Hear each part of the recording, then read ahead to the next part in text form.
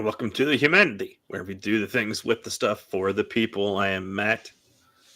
And I'm Tommy, and I was just doing this, listening to our intro music. Just figured I'd keep it going.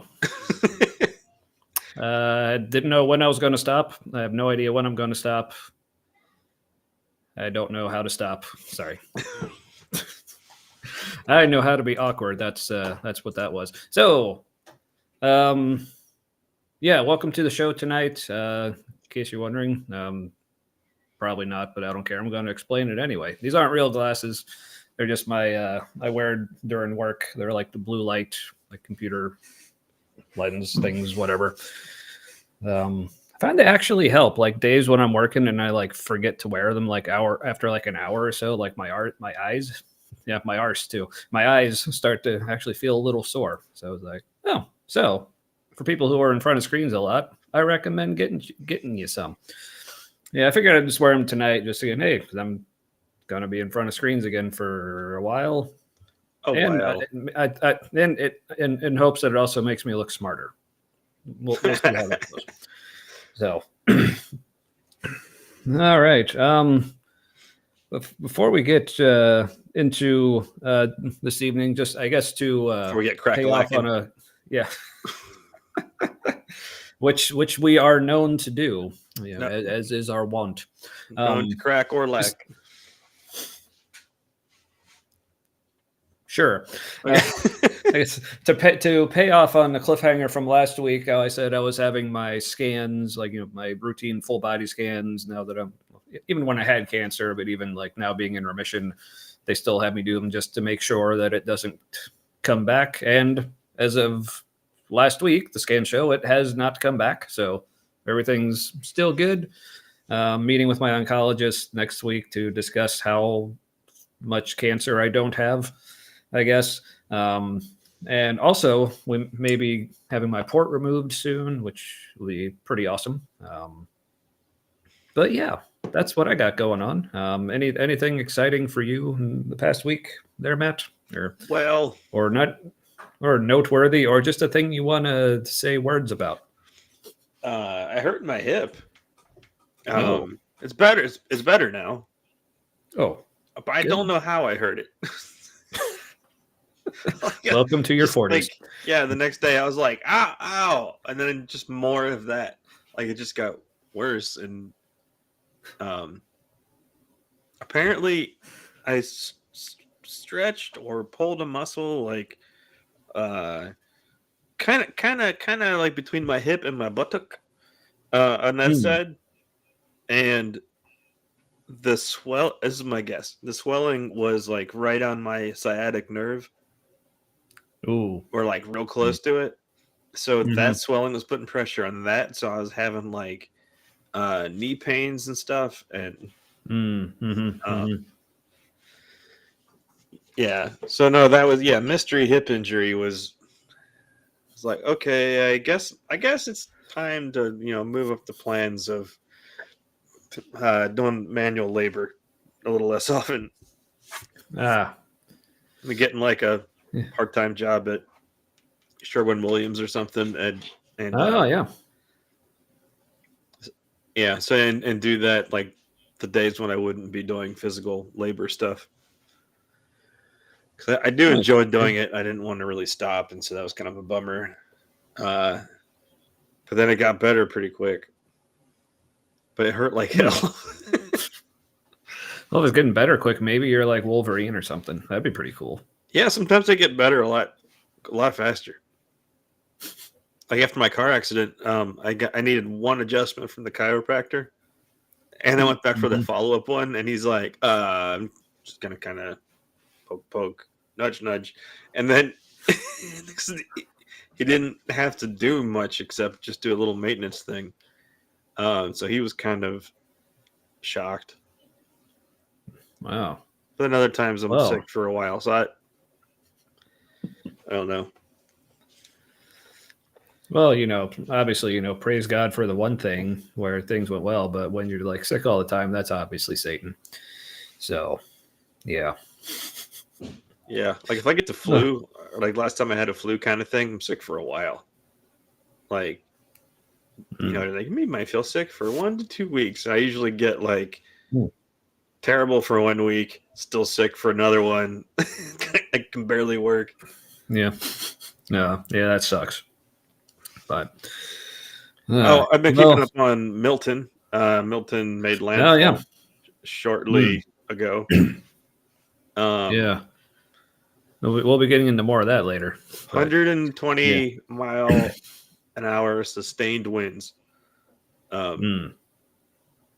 which is kind of like a tornado. yeah. But like not in a swirly motion. Like the winds aren't kind of going like in a real tight kind of grindingness. This is just like It's just for like an hour. yeah. Yeah, that's obviously no good. But hey, I'm trusting that some Christian apologists are going to have some good reasons for why that's a thing, which we'll get to here in a bit. But God is first, stubbing his toe like really slowly. What's going on? It's not the fingertip of God coming down like a tornado. Yeah. This is like a little clumsier and less precise. It's like a drunken like toe stubbing. I bet that's exactly how Frank Turek's going to explain it. He's dragging his toes across, our atmosphere. It's like going whoa in slow motion, because he's so big. His movements would look super slow to us. Yeah. So maybe a little too late, but obviously warning everyone, like, yes, we are going to be, not that we're like making fun of the fact that like a bunch of people are in danger right now, but we are going to, find some humor in things and joke around about some things just because like I don't know what else to do at the moment. And yeah, so I figured let's, try to be, jovial or words that I'm trying to think of to say right now, but none of them are coming. So we'll pretend that I'm saying them right now. Good disclaimer. Before though, that, I hadn't thought of that. But yeah. Like, right. I hadn't either until like right then. So yeah. So, but first, speaking of, right on cue, what you drinking tonight, Matt? I am drinking Blake's Hard Cider American Apple. It is 8%. It's an Imperial hard cider. Sounds fun. I haven't had an Imperial cider before. I think I've had this one and another one, and this one is definitely pretty good. The first couple sips are kind of like, because it's a lot of flavor. You know that hard cider flavor, whatever Yeah. that flavor is, that's like on top of the apple juice flavor. It's just like more of that than you'd expect. Interesting. Also, that fridge must have not been very cold, or they just put it in there because it's also not real chilled. So like that cider funk is a little stronger. It's more European that way, I guess, or something. Yeah. Doesn't shave its pits. I don't think I've ever had a cider that did, so that makes sense. Hey, there was there's this like German language thing we watched in German class in high school, and we all thought this one.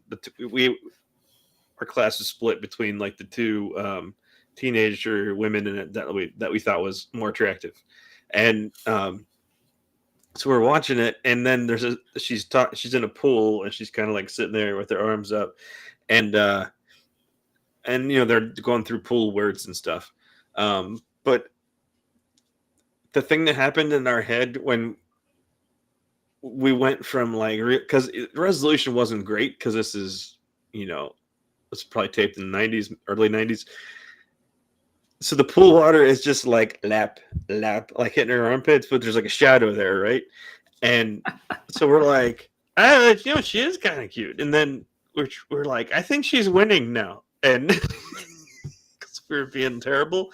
And then we're like, oh, and then the lighting changed a little bit or something. We're like, oh no.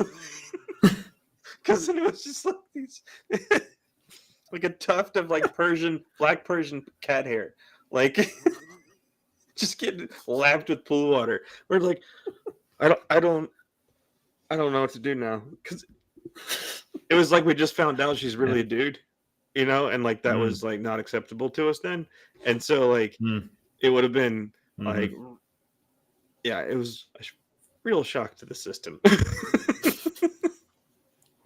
Yeah, that's quite a bit for a German class. But speaking of German, my beverage for this evening is the one and only Spaten Oktoberfest. Ooh, One of the I didn't get one this year yet. ooh, yeah, they still had them at the Kroger near me, but yeah, Okay, one of the I'll look at Kroger. Probably my favorite Oktoberfest beer.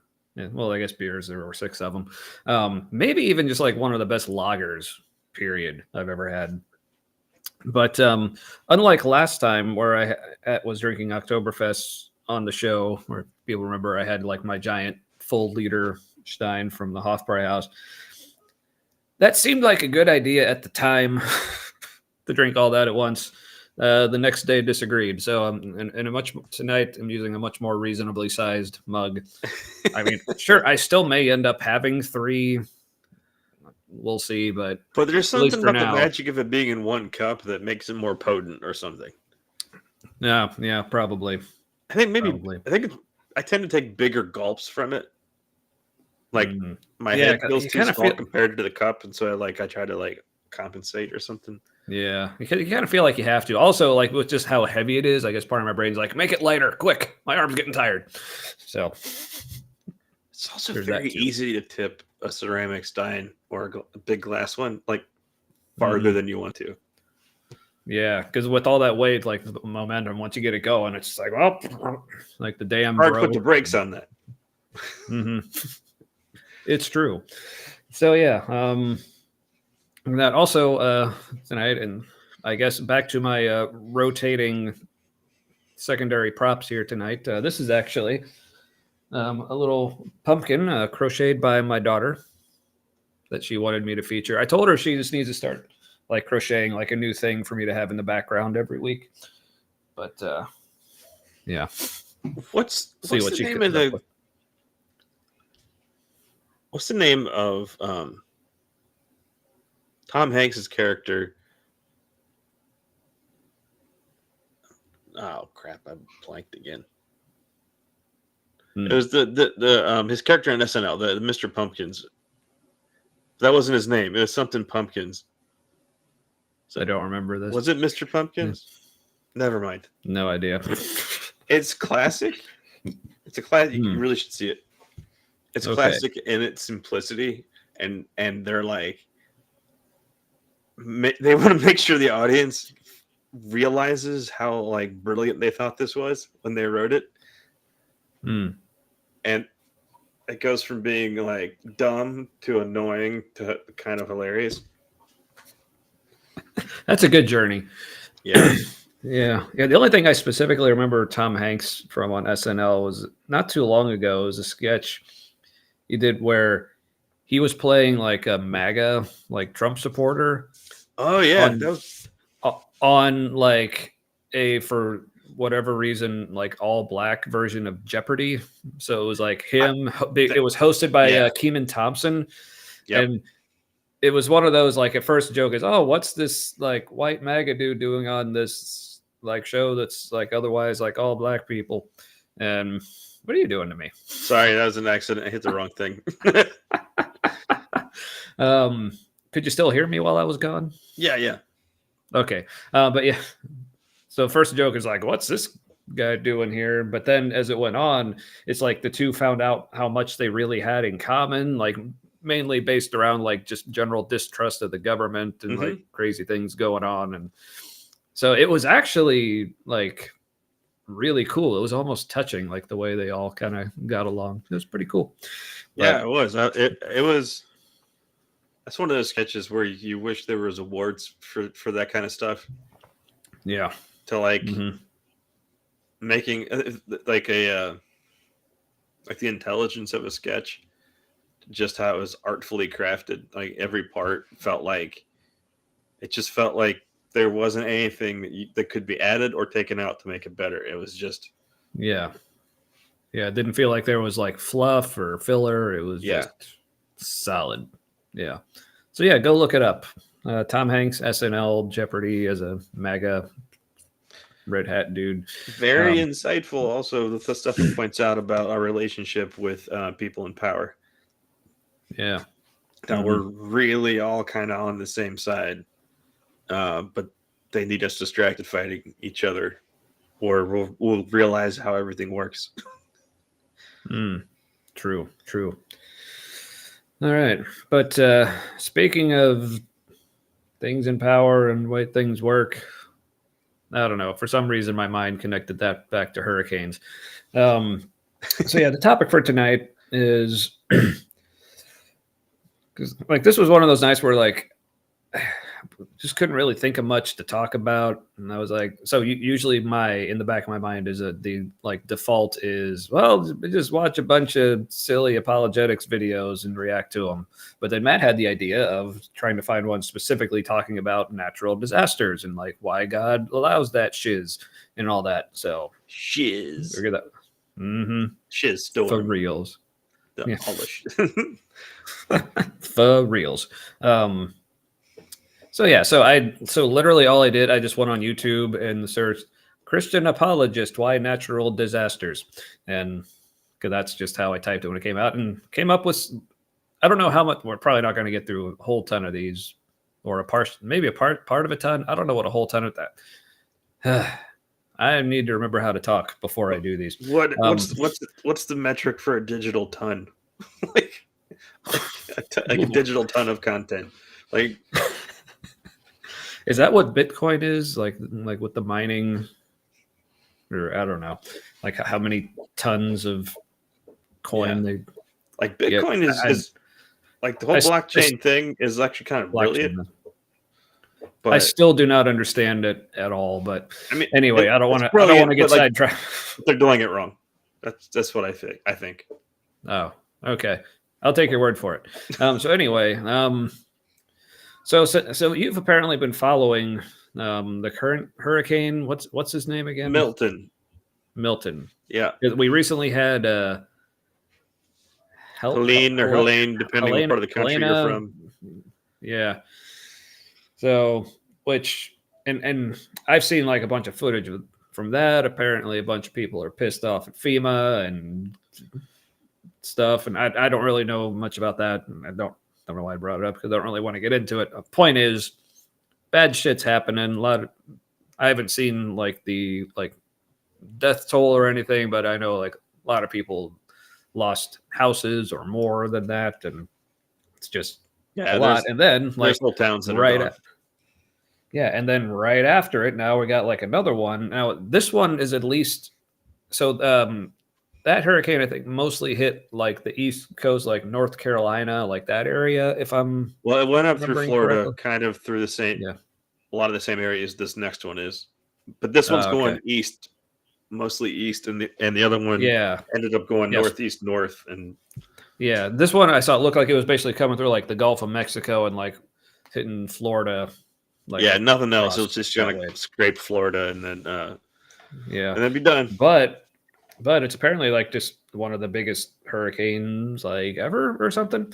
So things looking at, and apparently, do you know when it's supposed to make landfall? Is it like tonight or? Yeah, it already did. Already did. Okay. But like just recently, I'm not sure how long ago. I think around 7:30. Okay. So almost an hour ago now. Yeah.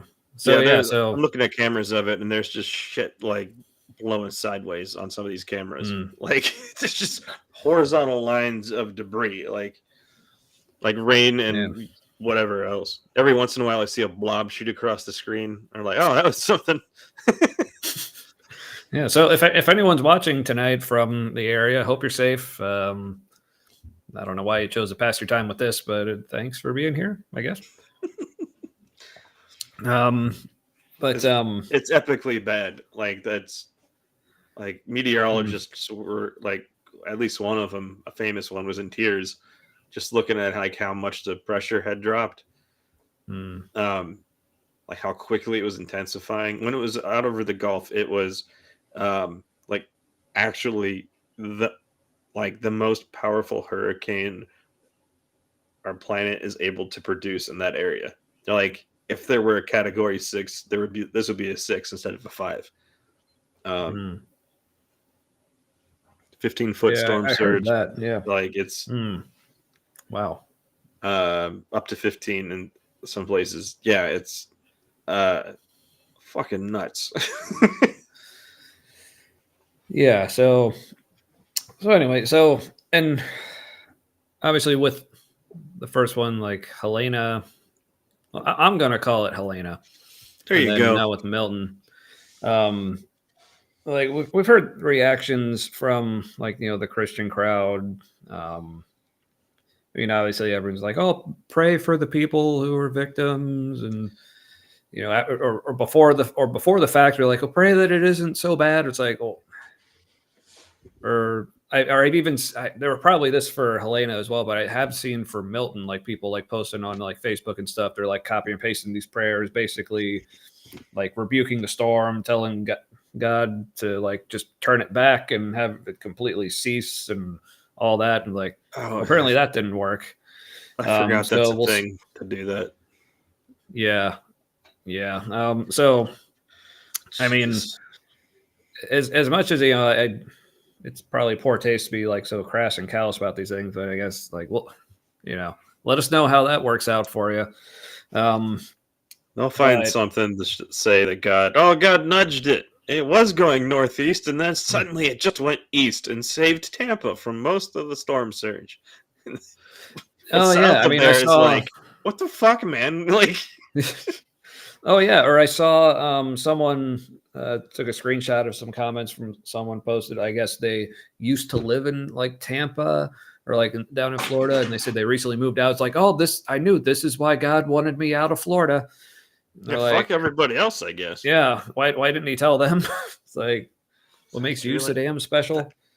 That's a really narcissistic perspective. Yeah, I was about to say, like, Christianity, like, unwittingly turns so many people, and I know myself included, in retrospect, this turns so many people into narcissists. Because I mean, in situations like this, you kind of have to be, because when you just have it drilled into your head that anytime anything good or fortunate or lucky or whatever happens to you, you have to credit God and thank him for it, no matter what that implies for all the people who didn't get whatever awesome thing you got. But because another response I saw, so for people who've heard us talk about Man Camp, so Man Camp, I think it was like last weekend. Like, I don't know if it was this past weekend or weekend before, but it was basically during like when like the aftermath of Helena was like coming through our area up here in Ohio. So I guess at Man Camp, there was like a lot of like high winds and like rain and storms and stuff. But all like the guys who I'm seeing who went to it, who I'm still friends with, like on Facebook and stuff. Yeah. And all these guys are posting things like, oh man, God really gave us a challenge this week with the weather, but like, we knew it was for a reason because like we grew through it. It's like, oh, great. So like all these people down south like lost their homes or their lives or loved ones. Like, but it's all good because God used it to teach you a fun lesson over a weekend of camping. Like are you fucking kidding me? Hashtag first world blessings. That's a good one. I like that. So whatever that brand, that flavor of Christianity, whatever that is, that's like maybe it's like a concentrated version of Western Christianity. At least that version, it really is self-worship because God is always like you. Yeah. Jesus is always like you, and so you're worshiping what you see as your best qualities, basically, or the qualities you aspire to have. So it's like optimistic narcissism or something, where you're like, I aspire to be that. I aspire to be that. I'm imperfect now, but I aspire to be perfect someday. Right. But this thing that is perfect, that's really me, is doing all these wonderful things for me. Look how much this perfect thing that's really me loves me so much. Yeah. That's So I think Crossroads' new slogan. I saw it on their little their baby jumbotron that they have. yeah. And it was, I think, imperfect people changing the world. And it's like, no, stop! You're imperfect. Don't fuck it up. Just, like, who gave you the right to make the rest of the world your kind of imperfect? Like, that should just be their slogan. People imperfecting the world. I like that. That just occurred to me a few minutes ago. Like, no, don't do that. Like, just ask them what they need and yes. It's such a colonial way to look at it. Like, changing the world. The world's fine. Like, the world is fine, except it needs Jesus, according to them. So, like, right. It's beautiful because God created everything, and look at everything and how wonderful it is because God created it. But also everything's shit, so everyone needs Jesus to save them and save everything. Like, yeah, which because this is something I want to get into. Yeah, this is something I want to get into is like this whole idea of, and we touched on this when we talked about like the problem of evil and suffering like several weeks ago. Yeah, sure. I don't know what that was, but it was fun. I might do it again sometime. You kind of finger blasted the air for a second, Tommy. That was dirty. All right, I know. I'll just save that for my own private time. Anyway. Get the heir's consent first, I guess. Yep, it's only polite, I guess. So this whole idea of things like natural disasters or any kind of suffering or evil just being the product of this being a fallen world, like so many questions on that. First of all, if you actually look at the story in the Bible where all this was supposed to stem from, the fall in Genesis 3. Like after Adam and Eve do the bad thing, and because the snake that is Satan but isn't actually Satan, it's actually just a snake, tells them the truth about eating the fruit. Yeah. It's actually God who lies to them. That's a whole other story. Yeah, how do we know Satan even lies? If he's the snake told the truth the whole time. They're supposed to be the father of lies. So, and I don't know, are there any times in the Bible where Satan tells any lies? No. I'm not sure there are. But anyway. You gotta watch the show Lucifer. That's a plot point for like the whole series. Nice. He always tells the truth. All right. But anyway, so looking back in the story, so we're told that like natural disasters, for instance, are a result of the fall and sin entering the world, and now it's a broken world because of sin. But if you actually read the story, when God lays out what like the very specific consequences for them disobeying him,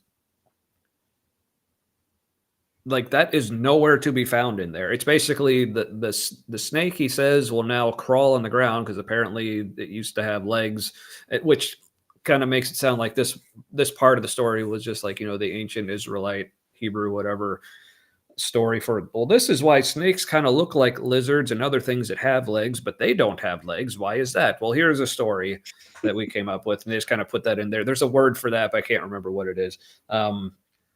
So basically, the snake is now going to have to crawl around, and then he's going to be like enemies with people. And then there's a whole like, oh, he will like crush your head and you'll strike his heel, which everyone thought was supposed to be like a messianic prophecy type thing. But it's really like, no, that's just kind of how it works when you have a thing that's on the ground and you have people walking with their feet on that same ground. It's like they're going to step on them sometimes, and sometimes the thing's going to bite them on the foot. And that's because that's how things work. And then he told the man that he's basically growing food is going to be hard now.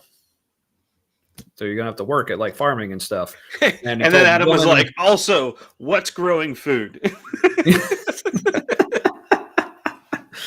Yeah, he didn't really lay that out for him. Which, yeah.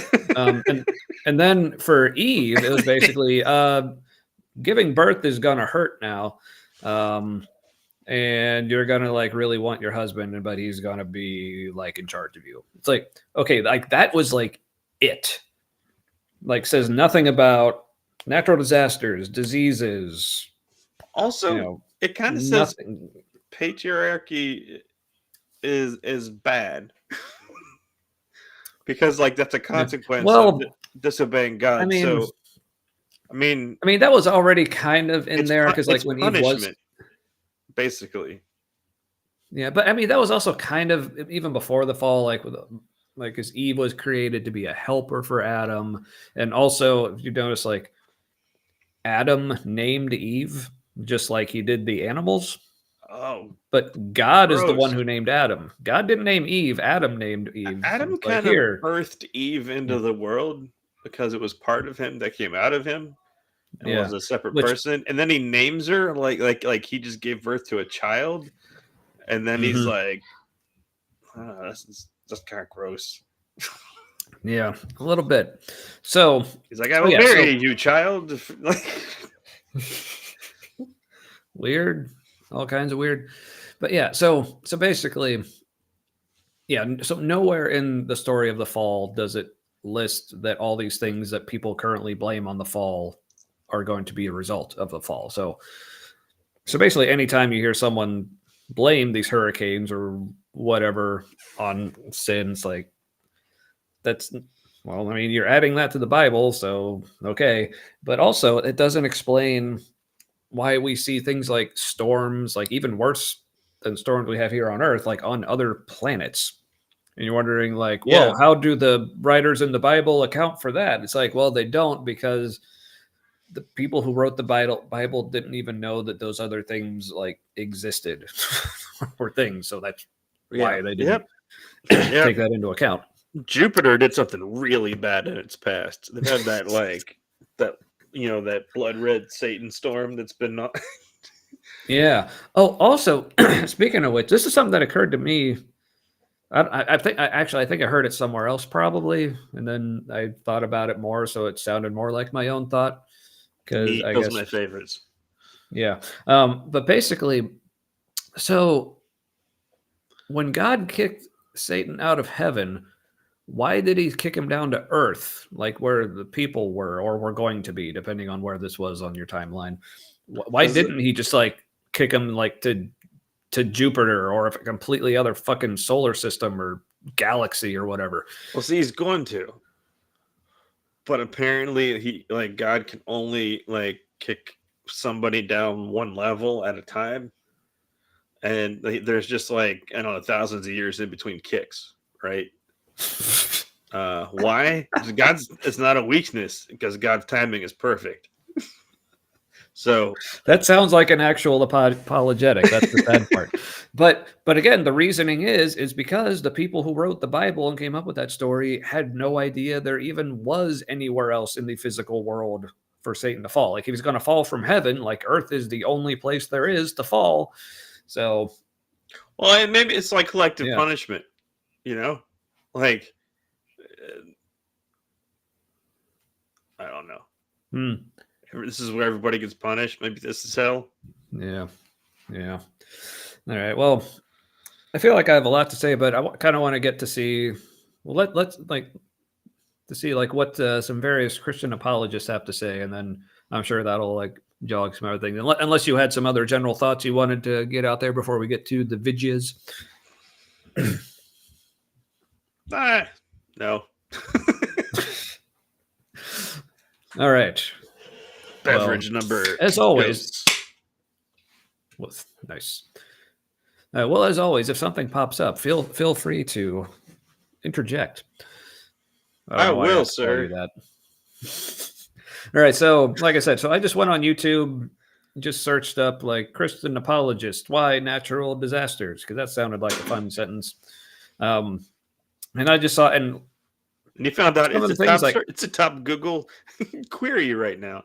It suggested it I mean, for me. probably, yeah, probably. So, so I just kind of scrolled through most of these. I'm not sure. I don't think I've seen most of these, so this will be a fun kind of blind react. There's something that I'll say before we start, just because I don't know where else it would fit. I realized That's when what I she was said. talking to my therapist this week, I realized um, there aren't many people that I've seen on YouTube who in little interviews, of like people in the areas where things just got like fucked up. None of them have really said something like God spared us or whatever, because like all these people were like, it was clear God was trying to kill them.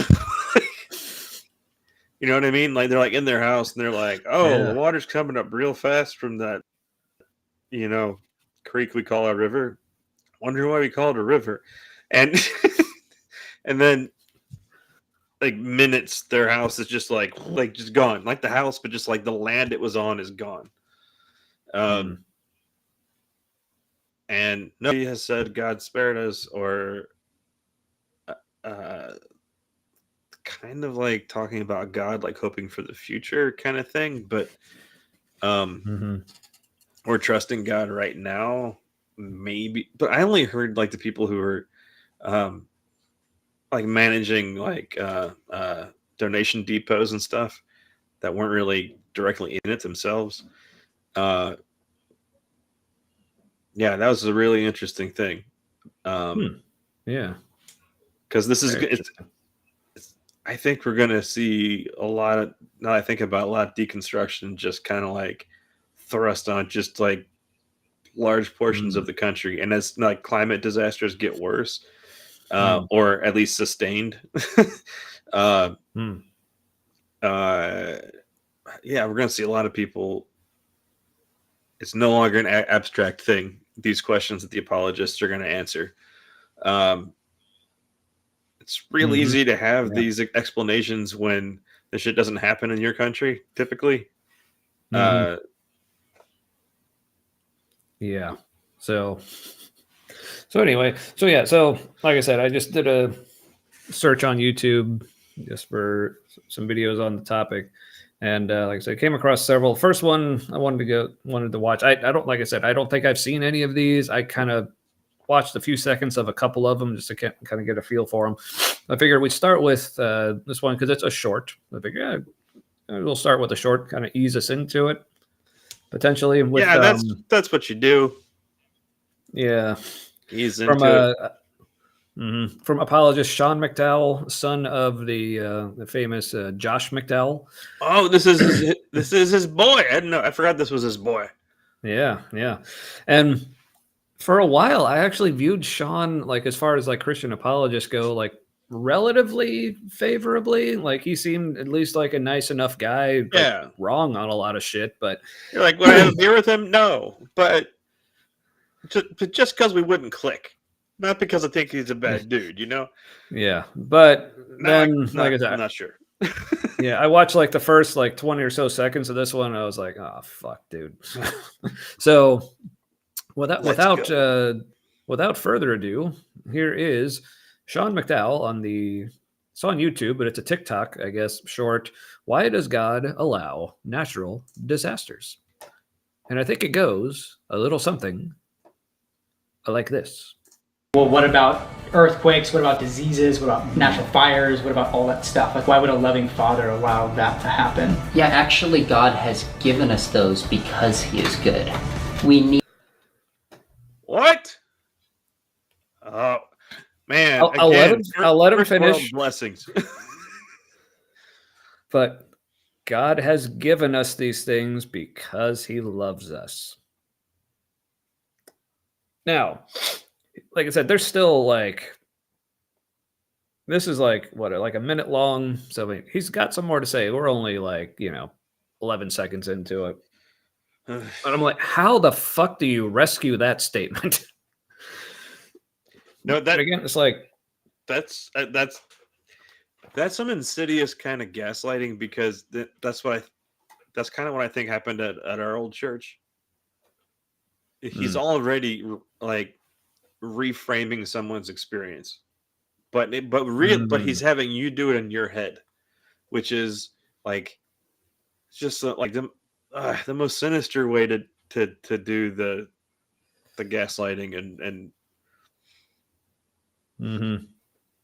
yeah, it's Which again, this goes back to like what I was saying earlier. It's like these are the things you have to say because these are the things that you have to believe. Yeah. Like, yeah, you have to believe that God is all good and He would all like everything He does is a gift and a blessing, even if we can't figure out how.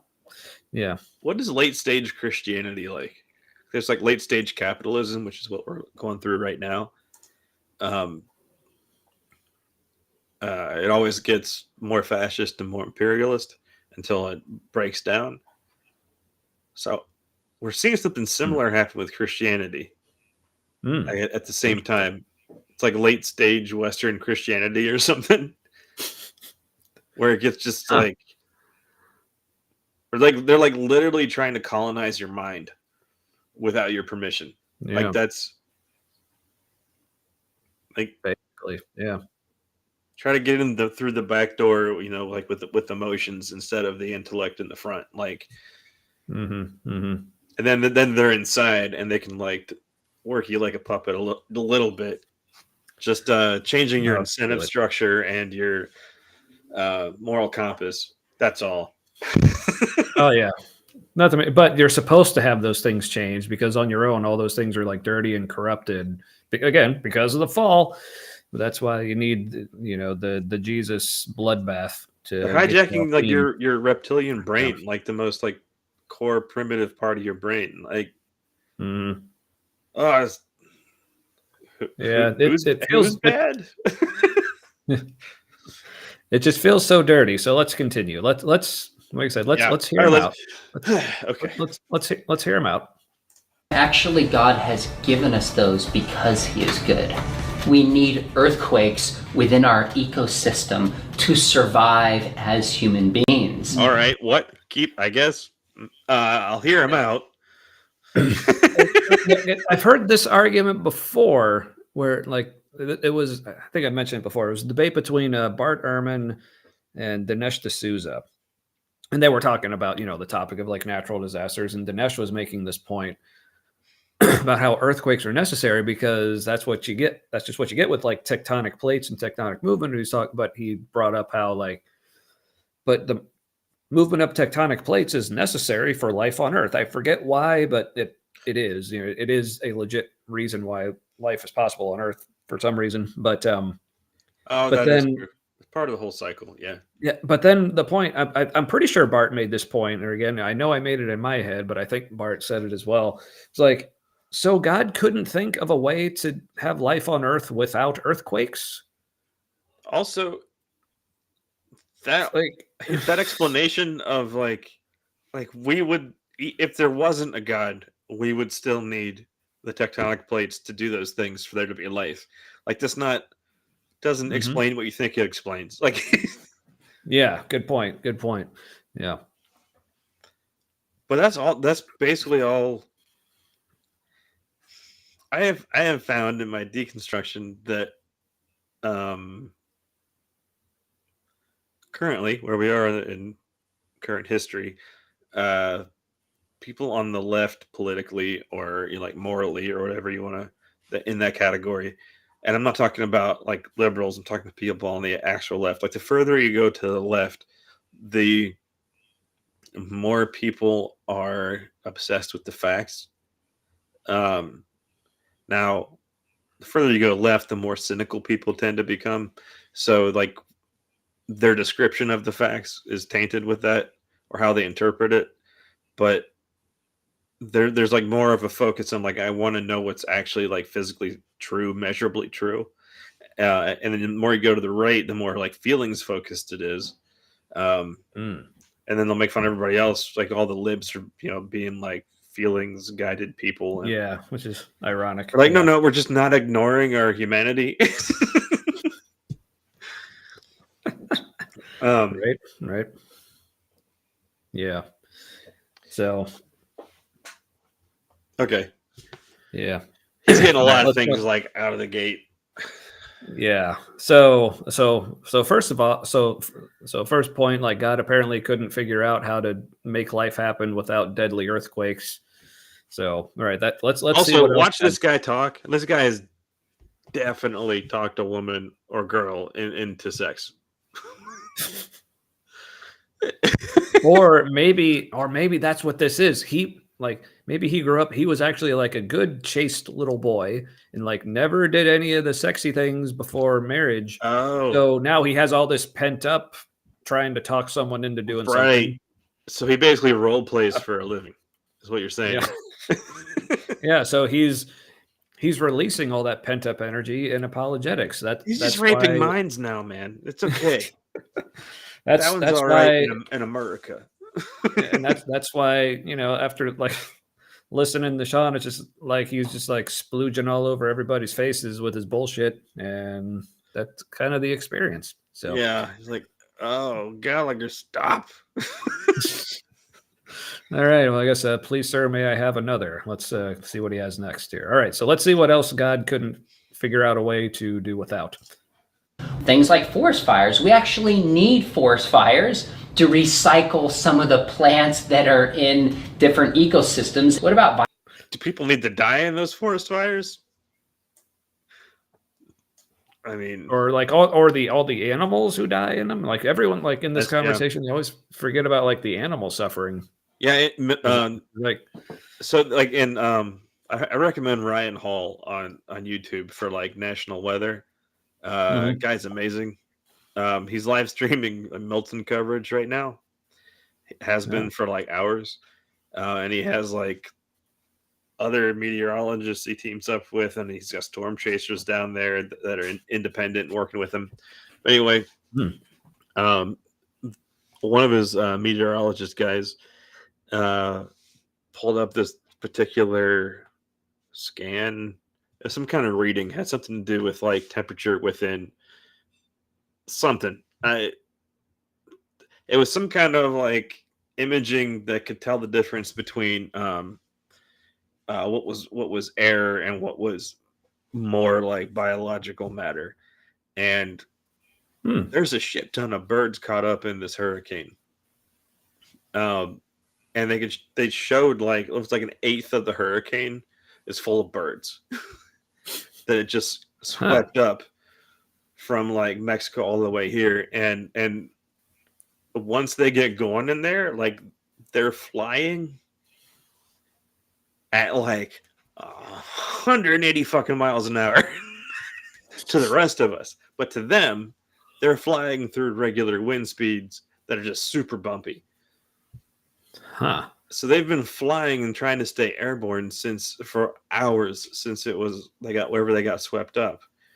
And one of his storm chasers in the area, he's like, after they had just talked about how this looks like there's like a shit ton of birds in this hurricane that got swept up in it, and Ryan was like, he's like, you gotta feel for those birds and how like awesome it's gonna be for them to see Florida, like because all they know is they're flying in a storm and land is gone, and then they're like, oh, land.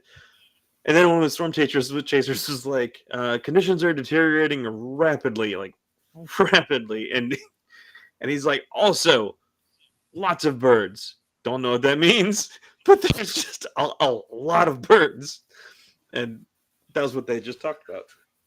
No. Um, So yeah, but but apparently God's just like fuck them birds. Honey Badger don't give a shit. Yeah. Anyway, so all the ones all that right, just got torn apart in the eye wall of that storm, you know? right? Yeah. All right. Well, let's see what's next on God's blessings and gifts of love to us. ecosystems? What about viruses? We actually need viruses. They help limit the amount of bacteria that spreads. And if we didn't have viruses, we wouldn't stop. What? So how do you go to bacteria? Well, apparently God invented viruses. I mean, some of them kill us, but forget that. But some of the thing that viruses do is they protect us from bacteria, which is also a thing God made. Because reasons. He doesn't. I don't understand that. I'm sure that's probably a science thing where like it's kind of true. Yeah, I guess. I mean, and I guess viruses the are pretty mitochondria. alien. Like they could have actually come from outer space. Yeah.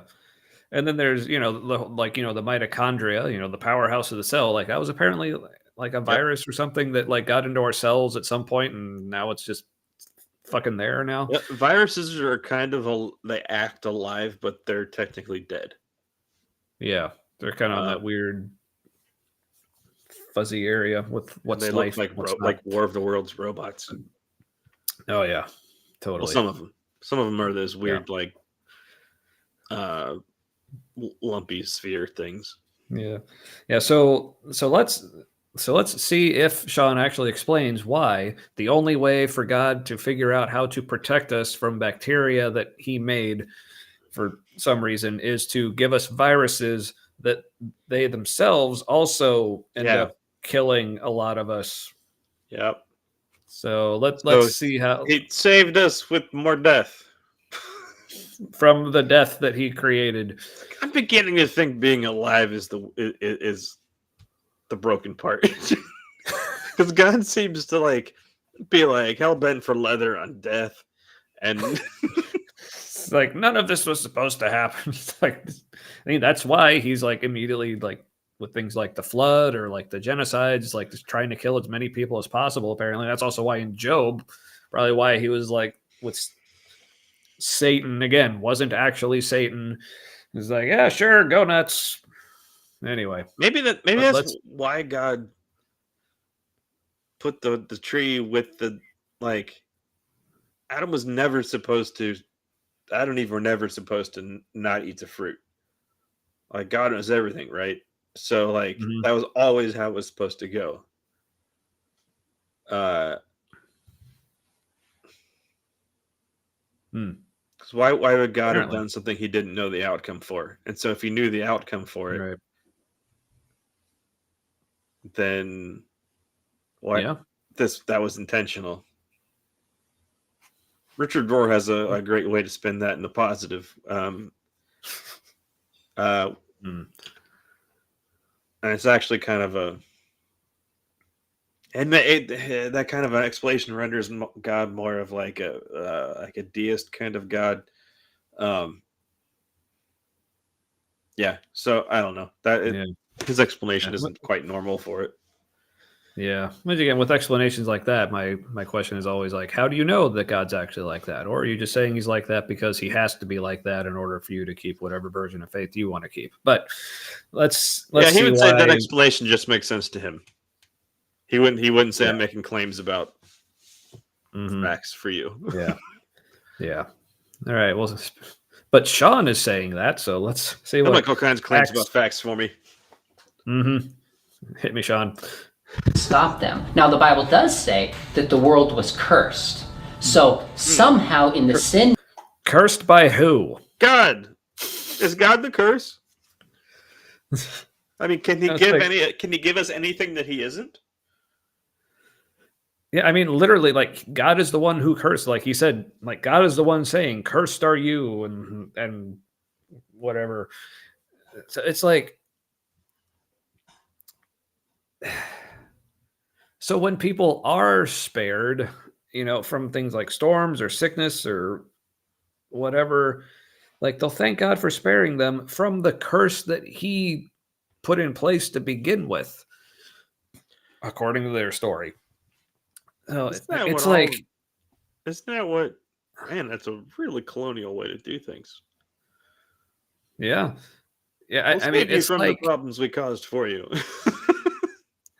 I mean, yeah, or it's like the analogy I like to use. It's like if I had a bunch of people over for dinner and like poisoned all their food, but then gave them an anecdote, and an anecdote and the antidote.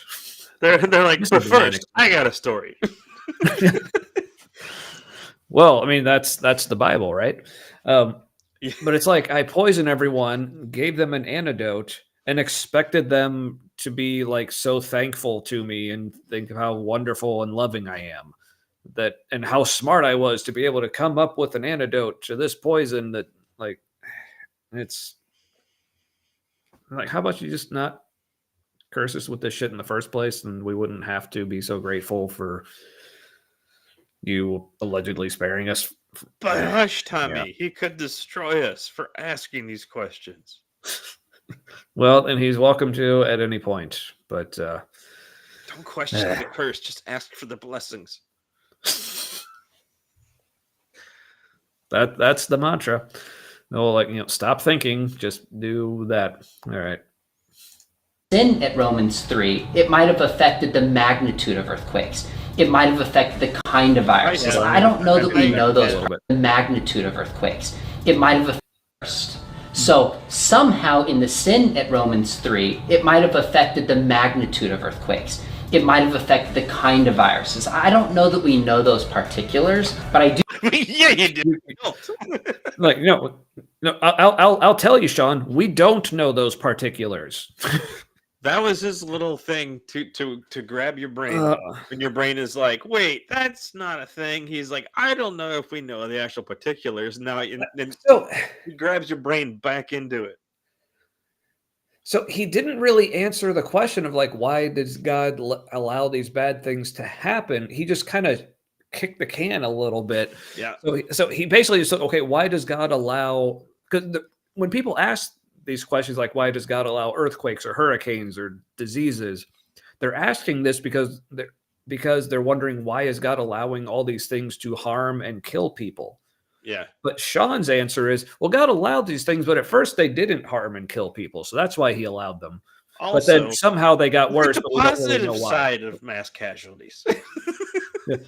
No, but do you see how that doesn't answer the question? He's like, oh yeah, he's like answering a question that they aren't asking, and then acknowledging that he doesn't have an answer for the thing that they really are asking, which is this is what politicians do, and spokespeople like in the press rooms at the Capitol. That's what they do. Is they'll try to answer the question that they preferred the reporter ask. Right. Yeah. So it sounds like he's answering the question. Like, well, and so it like that's why people think JD Vance answers questions. Like that's why this same crowd that likes this thought that he answered questions amazingly well at the VP debate when he didn't answer shit the whole time. Yeah, for real. Like, but yeah, this is that apologetic, strategy of just thought stopping. He's like, look, I made it sound like I answered your question, but then I'll like talk about, mystery and God's ways are mysterious and all this. It's like, oh, okay, yeah, that makes sense. But no, it's like someone asking, like, yeah, I mean, I can't even think of like a better analogy. It just kind of is what it is. Like they're asking, like, why is God allowing all these things to hurt us? And he's saying, like, well, God had to allow these things because they make life possible. But originally the plan wasn't for them to hurt us like this. It's like, but they kind of do. Okay, so now the question is, okay, why did he allow sin to make them hurt us like this? He does kind of. That's the question. He might actually kind of be answering it when he says, he in a way he's. In a less Hitler-y fashion, he's saying like that catastrophe had to happen to those people because it was for the greater good, and that's an explanation that I told myself, and I think a lot of like Western Christians do, maybe Christians in general, is that the bad stuff has happened. It must be happening because it's for the greater good. Like there's some bigger good for me or for the world. This had to happen first. It's like a weird. It's like a kind of a gross look at the bright side version. Yeah. All right. Well, this is almost done, so let's see if we can finish this up. All right, I'll back them up a little bit. Let's see. Magnitude of earthquakes. It might have affected the kind of viruses. I don't know that we know those particulars, but I do know that we actually need those very things to survive in our environment and flourish. So I think because God is loving, he's actually given us those things. Okay, so yeah. Wait, did you say because God loves me, he's given us those things? I don't think so, but let's I might have particulars, but I do know that we actually need those very things to survive in our environment and flourish. So I think because God is loving, He's actually given us those things. Oh, okay. Because God is loving. Yeah, Okay. yeah. I mean, it's still bullshit, but yeah, not so. Yeah, so he didn't answer the question. Like people are asking again, like why are these things so devastating? Is like, well, they originally weren't, but then they became devastating for some reason. Also, this is Okay. the explanation of a father who beats his kids. You know what I mean? Oh, for real. Like I beat Yeah. you because it's for your own good. Yeah, This is yeah. like that. That's the God for abuse for people who grew up with abusive parents. Yeah. In some degree or another, like emotionally abusive or neglectful. That's a kind of abuse, or like spanking your kids or hitting your kids when you're angry or they know you're angry. Like whether you meant it to or not, it comes across as an abuse situation in their psyche and development. Yeah. So Which is yeah. All right. Well, all right. So more videos. We got some options here. You want some? man, that was some concentrated triggering right there from Mr. McDowell. Yeah. Yeah, that was like every kind of awful. Like awful again because of like the implications of what he's saying, but also the awful of you didn't actually answer the fucking question. Well, there's something was about just- the way those are edited too. Like we've seen those from Crossroads too, where they'll take like a they'll chop it down into something, and it's the essence of it, and it really highlights like just how bad it is. Because it's just so concentrated and direct, and they hit all the points in rapid succession that you can see that it's just bad. Like It's true. All right. Well, I'm gonna. who do we have next? All right. Well, we have some options here. Oh, okay. So we have a good old Frank Turek, Sure. friend of the show, or we have some Greg Kokel, which we have not watched on the show here. Mr. Kokel. Or there's a lady named Sharon. I unfortunately don't know how to pronounce her last name, but it's spelled Dirckx. So I don't know. It's like Dirkich or Dirch. Or, All right. Kokel, is don't know. He's not Cold Case Detective guy. No, that's Cold Case Detective guy. Yeah, I can't remember his name. J. Warner Wallace. No, yeah, but they do. I'm no Cold Case Detective, but detective. Thank you, Zadanza. But yeah, I for a while I in my mind I was getting him and Greg Kokel confused because like they're both like old white dudes who talk bullshit. So I think we go with some Kokel, but I guess like how long of a video are you wanting here? Because like Greg's got one that's like 3 minutes, but it's like 16 years old, or he's got a much more recent, only 9 years old, but it's like 8 minutes. Do you know which one's actually better? I haven't seen either of them. So okay, so the 3 minute one. To pause the 3 minute one is just called the 3 minute one is just called Why Does God Allow Natural Disasters? But the 8 minute one is Why Are Natural Disasters an Evil with No Connection to Free Will? Now that could be interesting because I haven't really heard creative. Yeah. So do we want to go? We're going to try the longer one. You think? Yeah, let's try the longer one, and I'll keep notes and interject less. All right. So let's go with here's Greg Kokel. What's the name of his channel? Stand to Reason. Bullshit from Coco. I like it. Was his video, Why Are Natural Disasters an Evil with No Connection to Free Will? I didn't know that was a question. Okay. Let's find out together, won't you? And so can you. Something. Anyway.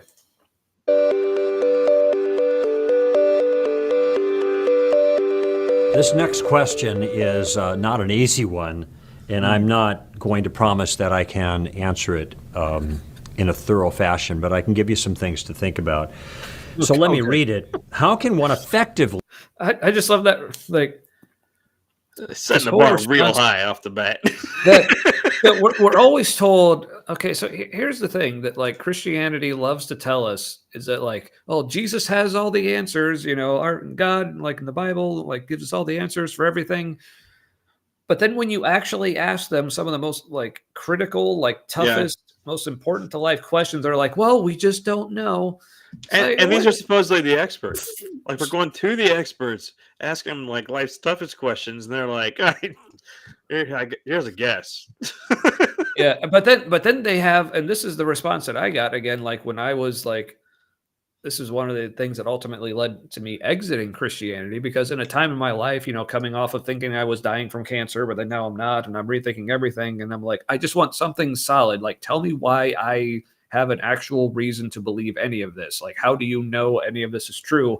But the answer I kept getting from all these Christians, like, well, it's a mystery, but not just like, it wasn't even like, I'm sorry, I know it's a mystery. No, it's like, no, it's a mystery. And isn't that great? Like they're selling it like that was a feature and not a bug. Like it was a thing to appreciate about it. That's like, what people say who haven't been through something like that. Right. That's what I said. Because that's a place where I was at, like before I had gone through all that shit. And I was like, oh, yes, I just learned to embrace the mystery because it's great to like, I can always have this sense of wonder. But yeah, but when shit hits the fan and you need some fucking answers, like the mystery is no longer great. So now I don't know if that's where he's going with this, but just this whole like, well, I don't know if I'm going to be able to fully answer this. Like, well, if you have the answer, you better fucking well be able to, because this is a big deal. This is especially if this is such a big reason why so many people do not believe, you would think you would need to have answers for these people. Yeah. And but they're just like, when you go through something, they just brush it off. Yeah. Like after my accident and my mindset, when I was like trying to process surviving it and stuff, I had found a part of reality or a part of being a person I didn't know existed. Like that's what it felt like. And like I was kind of realizing explanations I had for things before.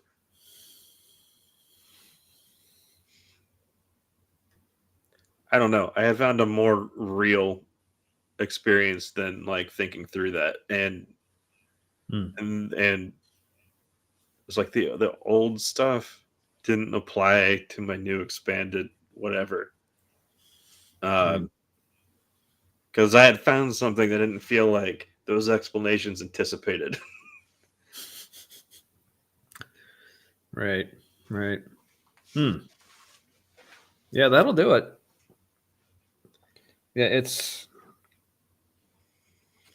Yeah, I don't know what to add to that. So, like when people look at you, you can probably relate to this. When people look at you or they respond, like when you say, this is what happened or whatever, and they're like, doesn't make sense. You're here right now. Like that look on somebody's face. Yeah. Like when I told people about, he's an atheist now. Michael Nestrick. Oh, good for him. Yeah. Yeah. Or at least he's like unattached to a particular ideology. Yeah. I showed him pictures of my car because I had it in my Bible at the time.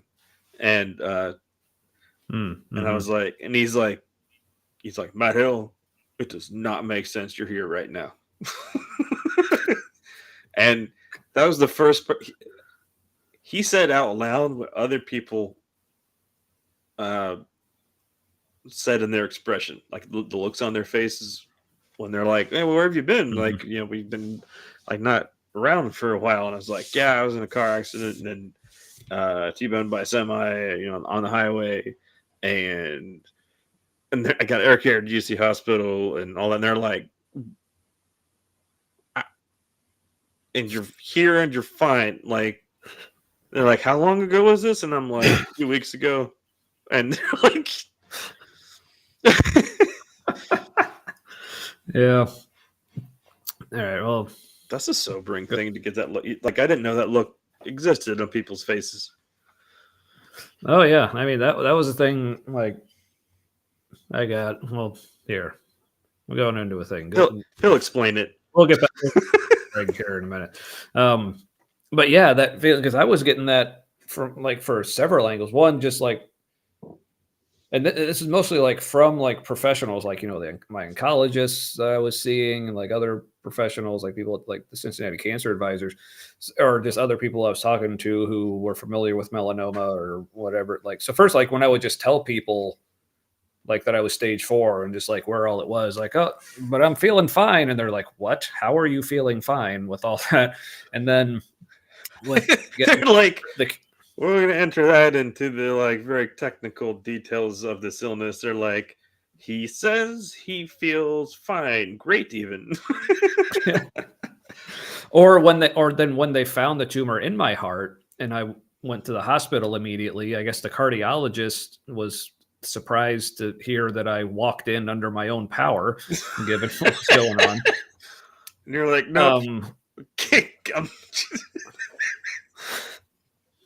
And then you have a really specific superpower. Yeah. And then once I started on the chemo, which was apparently even like as far as chemo goes, it was like there's another regimen of chemo that even like has a nickname. I can't remember what it is, but this one, it was still like pretty intense stuff. And I remember like even in the hospital, like I remember like on like the cancer floor where I was like for that week, like I was one of like maybe like me and one other person who I ever saw actually walking around like on their own, who just wasn't like just completely like bedridden. And I remember like the like doctors at the hospital when they'd come in like with me on the chemo, and they come in just to check on me, and they told me like how like impressive I was, because he's like, oh, you're like moving and stuff. And then like the week after I had my first round of chemo, when I saw one of the doctors, he's like, it's like, wow, you look really good. Like normally, like just like this many days you're after like, getting that, thanks, chemo, like professional doc. Yeah.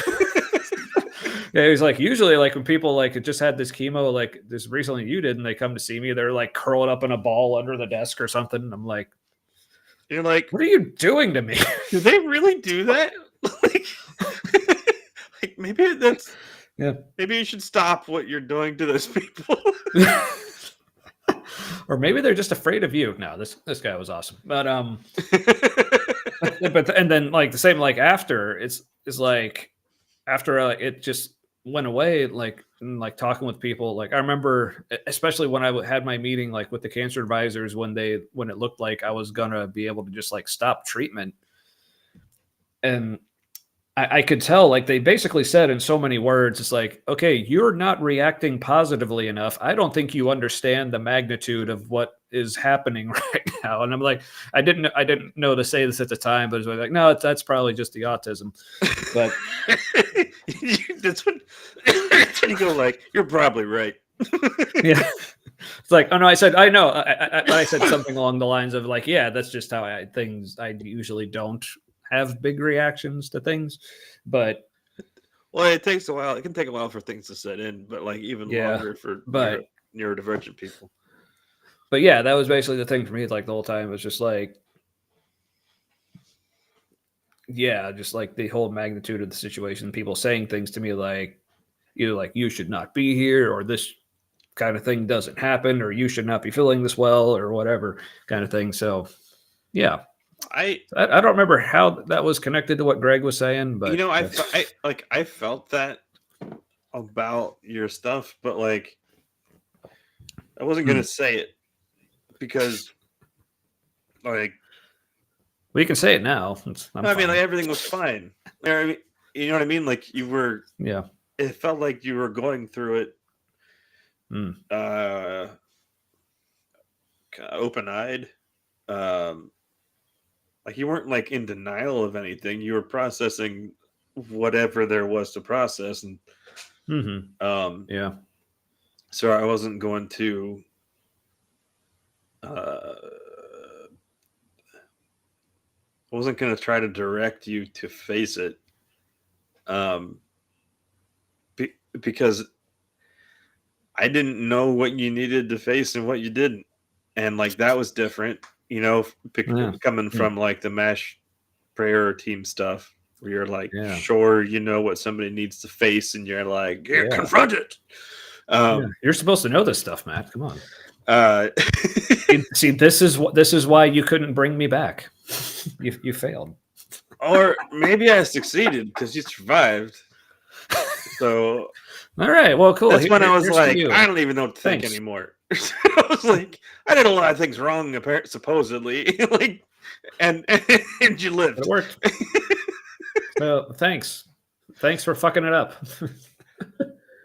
I just wanted it to go as it seemed like it needed to, not like how it should. That was a dumb perspective. So it's just kind of, how does it want to go? Like, what's the next best thing? And it seemed like you were doing a lot of that, from like what I could tell. But I also wasn't going to interject unless it was like obvious that you were in denial or something. Yeah. Well, I mean, I definitely, like I said, I think what helped is was just like the full gravity of things maybe wasn't completely sinking in, but I definitely had the times where like I remember like when I found out I went stage 4, and like when I like posted about it publicly like a week or so later, I looked back on that post recently. I was like, dude, are you fucking kidding me? Like, I literally said, like, I literally referred to going stage 4 with melanoma as a little setback.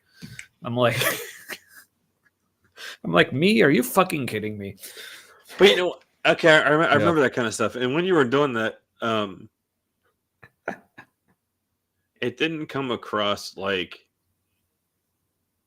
No, it didn't come across like you were in denial or just not processing it. It was just kind of like, it was coming across like I'm overwhelmed with what's going on. It was like understatement with a understatement with intent. Where something like that, yeah. Like, I know this isn't how this really is, but this is how it feels. It came across like that. Yeah. Okay. That's cool. Like, I know stage 4 is bad. Doesn't feel bad now. And so you're just sharing that. Yeah. Yeah. Because like the whole time, like none of the doctors or anyone told me like, okay, you're gonna die, or they even like they made it sound serious, obviously, because but I guess in my mind, of course it's serious. It's cancer. It's always been serious. So it's like, yeah, I don't know. More that's a whole other thing. We need to get back to Greg because I forgot what the hell he was talking about. He has the answers. He's an expert. Yeah, I had to back the video up a little bit, and then so let's see what he has to say about why are natural disasters an evil with no connection to the concept of free will. In case you couldn't read it twice on the screen, I had to say it. And if anyone's watching this, an expert. Yeah, and if anyone's watching this with subtitles, you saw that sentence 3 times on your screen there. So go. All right. This next question is not an easy one, and I'm not going to promise that I can answer it in a thorough fashion, but I can give you some things to think about. So let me read it. How can one effectively explain why natural disasters are evil that occur and affect innocent people randomly with no apparent connection? What'd you say? I said no true Scotsman when he was like, effectively. Like that kind of thing where you're like really qualifying it. Well, if you haven't come to this conclusion, then you just haven't effectively, Yeah, really good at this. Oh yeah, this guy, like for people who haven't seen this guy before, he's like every kind of. He's an apologist, I guess. So. Affect innocent people randomly with no apparent connection to the concept of free will. couple of things come to mind. First of all, when it says, how can one effectively explain? Well, who knows? That is, who knows how anyone's going to respond to an explanation. I don't know if it's going to be effective or not. Different things matter to different people, and lots of things that influence whether a person is going to accept an explanation. So we're just going to set that effective part aside. But there are some thoughts that we can have. See, he's just. It's like he's like, I gotta set the bar low, because like we can't expect answers from God about things that He designed to happen in a way because of how He cursed us. We can't expect any of these answers to be effective. Like, yeah, that whole thing of like setting the bar low, and then like it's like a combination of like mental masturbation and humility. It's like humility masturbation, where like it's like it's statements like that make me not feel bad at all that I paused him making a face like that. Pause him in mid. Hey, yeah. So, but I'm already needing the second beer. Like I know this is going to be rough. Well, this cider is easy drinking. I'm already mostly through my second. Yeah. Yeah. This one's a little heavier. I'm having to pour a little more. Yeah. All right. So I think spotting in a ceramic stein is just how that needs to be. I might need to get one just so I can drink a spotting that way. Yeah. Yeah, I have several of these, like, real quick story. Like, by my parents' house, there's a park where, like, every Labor Day weekend. Well, actually, yeah, it's what they do at this park every Labor Day weekend. It's like a not quite colonial. I think it's maybe supposed to be more like early 1800s style, like historical reenactment, like fair, basically. Oh, weird. They got people with like the tricorn hats and like the muskets and the pantaloons and all this stuff, and walk around. And among other things, slavery was still okay. Yeah. But hey, black people in tricorn hats there. Which reminded me of so for some reason I actually watched a little bit of SNL this past weekend. I don't know if anyone saw that, but like I think it was the first sketch. Like I had no idea the guy who was hosting it. Never heard of him before. Can't remember his name. But he was playing George Washington on like that painting of like him on the boat. They're crossing the Delaware. What you don't do on a boat. Yeah.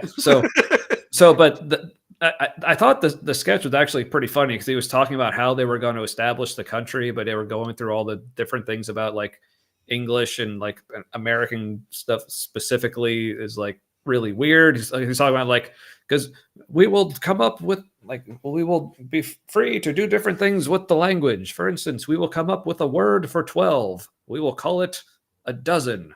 Like, oh, that's great. Like, what other words for other numbers are we going to have? He's like, nope, just 12. It's like, that's the only one. But then one of the characters, Kenan Thompson, was there as a black guy.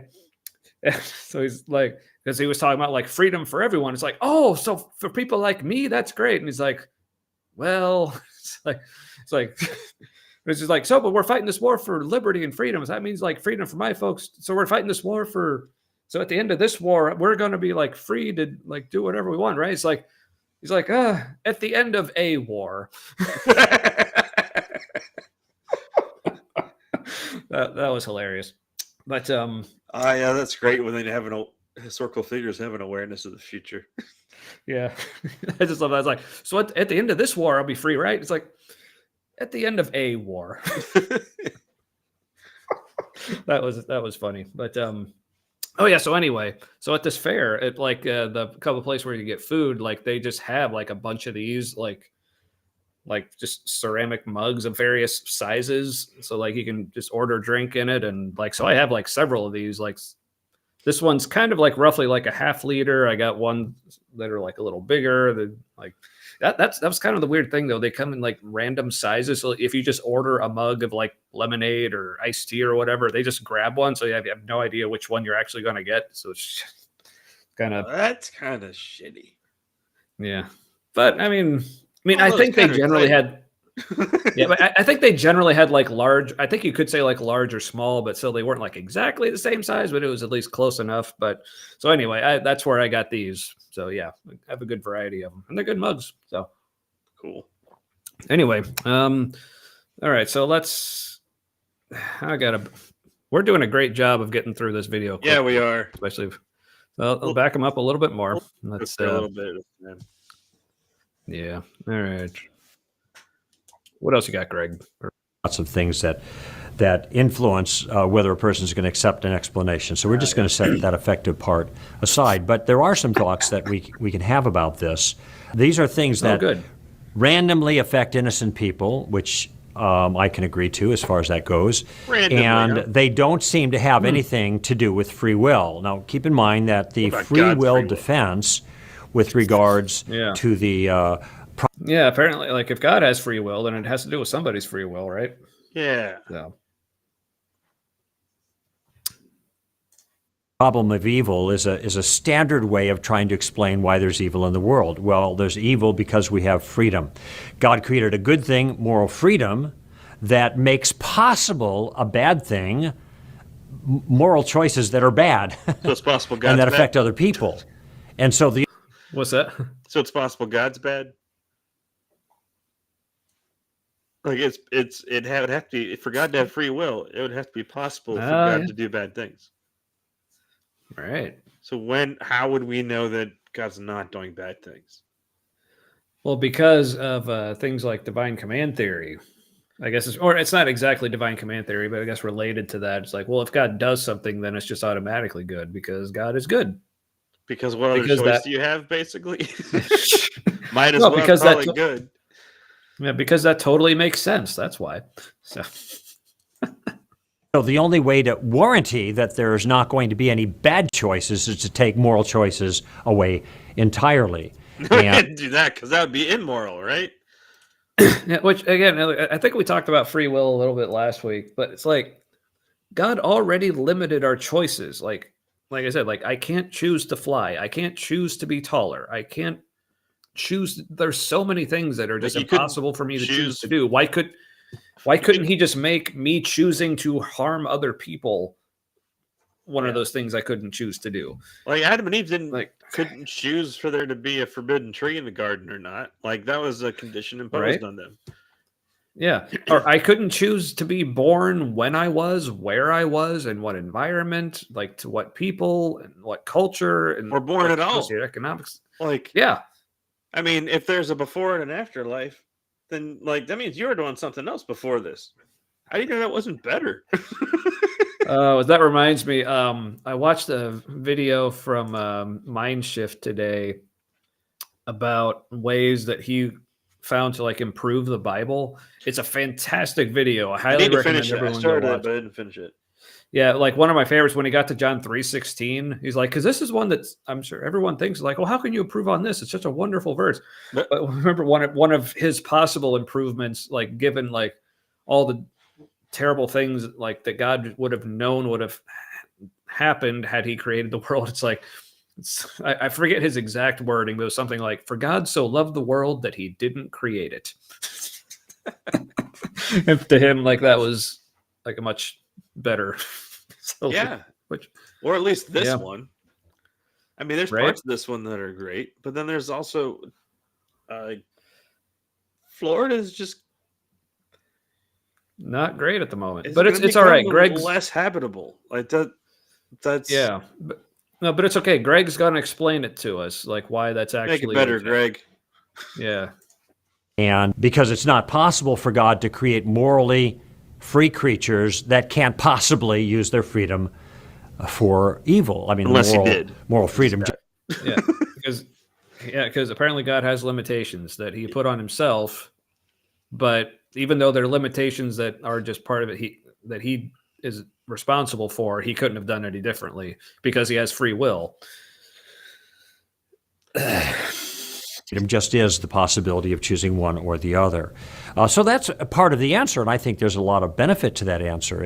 It covers a lot of ground. It makes sense, but then one wonders, well, what about natural disasters? Okay, is it just me or like the beer I've been drinking or has he not really said anything yet? He has nearly said a lot of things. 'Cause I am having a hard time. Yeah. All right, so he's doing what's that? Who's the guy that talks like this? Like in really weird intonations. Craig. What's his William Lane Craig? Yeah. Yeah. He's so Coco's doing his version of that where you kind of Yeah, good old low bar Bill. Yeah. where you kind of like mentally gesticulate like in all directions to kind of impress your audience and like just confuse them while making yourself sound smart, so that when they're confused later by your explanation, they just assume it's because they're not as smart as you. Brilliant. Yeah. All right. Well, let's hear some more brilliance. Let's see if I can make sense of any of this and even think of ways to respond to it. That doesn't seem to have anything to do with moral freedom. So there are a couple of thoughts here. For one might argue, and I'm not sure how far you can carry this, but I'll just mention it because it is in play, that natural disasters would not have happened if man hadn't used his moral freedom to rebel against God in the first place. Citation fucking needed, dude. And also victim blaming. Yeah. But like I so said wait, earlier, God didn't have a choice not to do it this way. Humanity did have a choice to not do it this way. And so then it's our fault.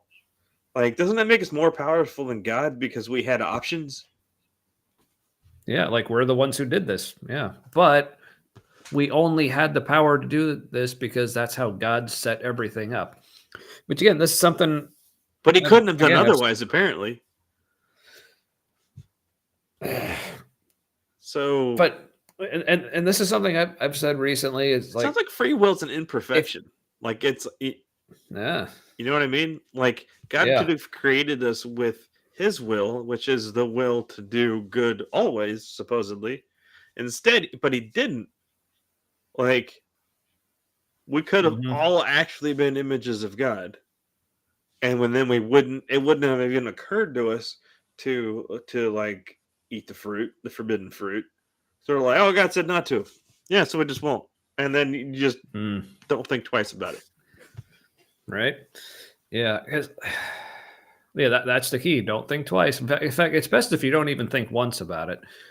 But but it's like I've said recently, like if you're going to tell me that God is all powerful, literally can do anything he wants to do, and he's the one who created like the world and reality itself from scratch, and therefore created all the rules and the way everything works and what all the consequences for everything would be, none of this cannot be his fault.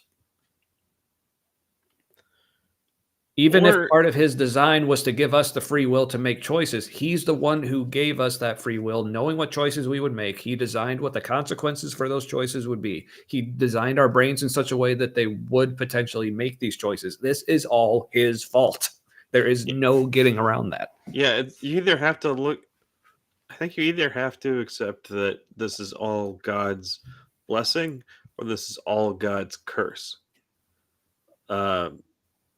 Yeah, which is where you get bullshit like what Sean was saying earlier. Like, oh, God, this is all God blessing us with stuff. But now it turned out like he was saying maybe a little something differently. Because I thought he was going the direction maybe more like someone like William Lane Craig might go. Was like, well, we can't say that like things like children being murdered is evil because this could be something God's working out. Or at least Sean was like, no, the thing's bad happening to people. That is a bad thing. But originally it wasn't supposed to be like that. And we just kind of fucked it up. So, I for one am enjoying William Lane Craig's onset of dementia. I love how terrible it is. No, because he's Yeah, like I mean- saying the quiet parts out loud, like the things. Oh, that yeah, he, like- he had been dancing around for years. Now he's just saying it. Oh yeah, that interview we did recently with Alex O'Connor, where they Yeah. were talking about like the Canaanite like genocide, like in the Old Testament, where he literally said it was a blessing for those children who were murdered by the Israelites, like that they died, and now Yeah. now they can be in heaven. So this was a good thing God was doing for them. Like I remember, like Alex, like he's actually known for like when he's interviewing someone to like not really like press them or like react much. His style just seems more just like, okay, let him talk. But you can tell even at that point, he had a couple like looks like on his faces, the way like his eyebrows are moving. He's like, did you really fucking say that, dude? Well, and his question of like, surely you're not saying that, and he's like trying to reframe what Lane Craig just said, because like he's realizing that he's old, and like he may not have realized what he just said. Yeah, or I think at that specifically, he said something along the lines of, okay, but surely you understand how that sounds to people. Like, right. Yeah. He's super polite to people. Yeah, in fact, the only times I ever do remember him actually being even close to combative is like with other atheists. Like I can remember it when he was like would interview Richard when he would interview like Richard Dawkins. Like there were some things he kind of pushed him on more than he would like some other folks. Oh, that was interesting. But anyway, it also been because it seemed like they both like they really connected with each other for somehow. Yeah. Well, like I mean, Dawkins did come back on later. Yeah. I think Dawkins probably just appreciates like, oh, finally someone who's not old. Also, they could talk to each other directly and honestly, and it was clear that like Dawkins could be himself talking to Alex O'Connor, and Alex was going to have a good faith argument, meaning like he was going to assume the best out of what Dawkins said, because Dawkins usually means the best version of what he's saying. But he doesn't get or care how it comes across. It seems. Yeah, which I actually kind of a lot of the ways he like talks and interacts with others, I can kind of empathize or like relate to with him. But yeah. All right. Well, we're like not even a third away through this, so. Oh, a third. We're doing well. Not even a third. We are just over a quarter. I'm rounding up. All right. So because of Adam's fall, the earth is changed in such a way that disasters befall human beings now that would not have befallen them prior to the moral fall of Adam. There's got to be a shorter way to say that. Genesis. Okay, that's not what Genesis says. Like in the fall, like I said, like now that someone's actually watching, you probably missed this part. In the fall, like when God was laying out what the punishment for their sin was, nowhere in it did it say anything about these natural disasters or sickness or murder or greed. Yeah, like it was literally just assumptions. It's like snake's gonna crawl on the ground instead of walk. Man's gonna have to work hard to grow food. Giving birth is gonna hurt now, and a woman's gonna want her husband and he's going to rule over her. That was fucking it. Like, so saying that all of this now is a result of the fall, that's all added on later. Like I said, citation fucking needed. Also explain the storms on other planets and shit where like, so did like the people's sin on this one tiny little planet affect the way physics work in the entire universe? Again, to the people who wrote the Bible, yes, it did, because this planet is all there was as far as the physical universe is concerned. So fuck the planet. They thought it was like they were on a flat dish or some shit. Right. Yeah. Well, it's still a planet, just not a globe. Yeah. Also, maybe we should like create a new fallacy, and it's the underpants therefore profit fallacy. Originated and popularized by South Park. Yes. Mm-hmm. Or you just skip a step. Another one I heard today, like a play on, not because it's actually the fallacy is actually similar, but just because it sounded similar.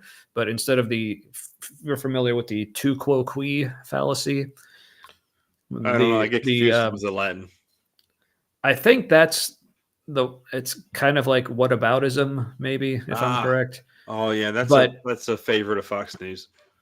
Yeah. Or I don't have enough faith to be an atheist, meaning like having a lot of faith is a bad thing. So like, well, well, you're blaming me for having a lot, for just relying on faith. Well, you're relying on faith too.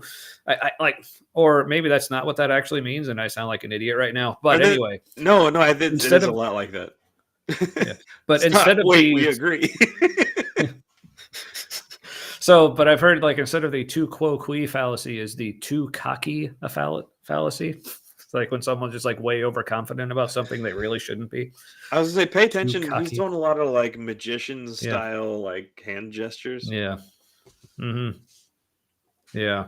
So yeah, so for the people watching, if they can better explain the tu quo qui fallacy, or tell us what you think of like the too cocky fallacy, or what's your favorite logical fallacy, or if you can tell us what Greg here is using as a logical fallacy, or if you like the hands, let us know in the comments. Do you like the hands? It'd be lovely.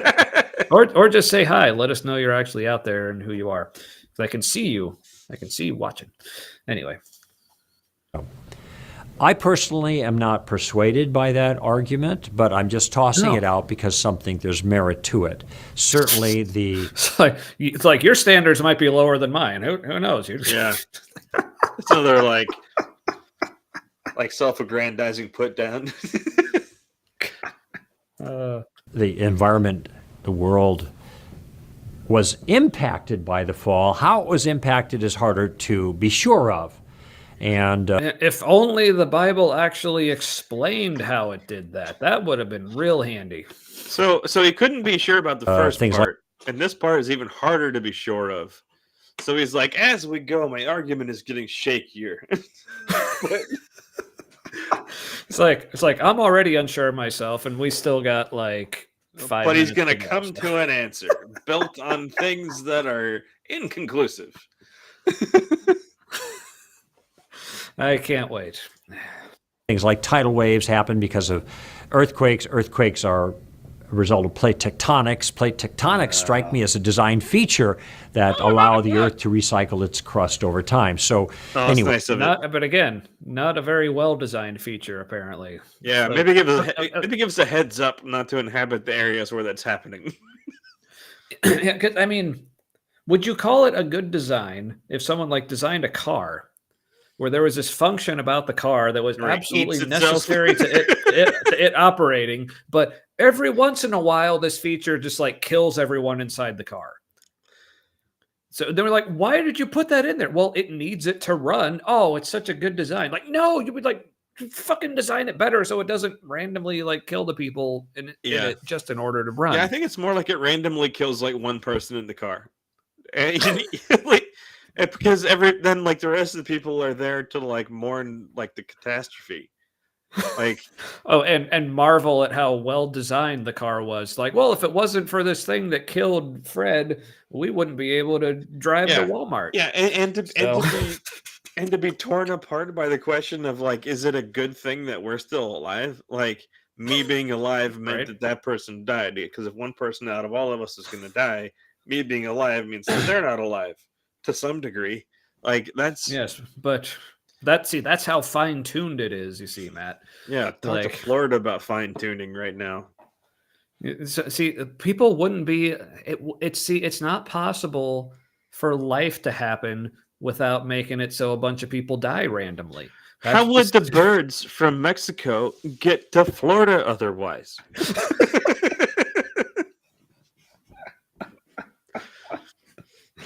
The only way was to basically waterboard them most of the way across the Gulf of Mexico. Yes, high speed waterboarding. Like, how grateful must they be at this point? I mean, they'd be dicks to not be thankful. For real. So.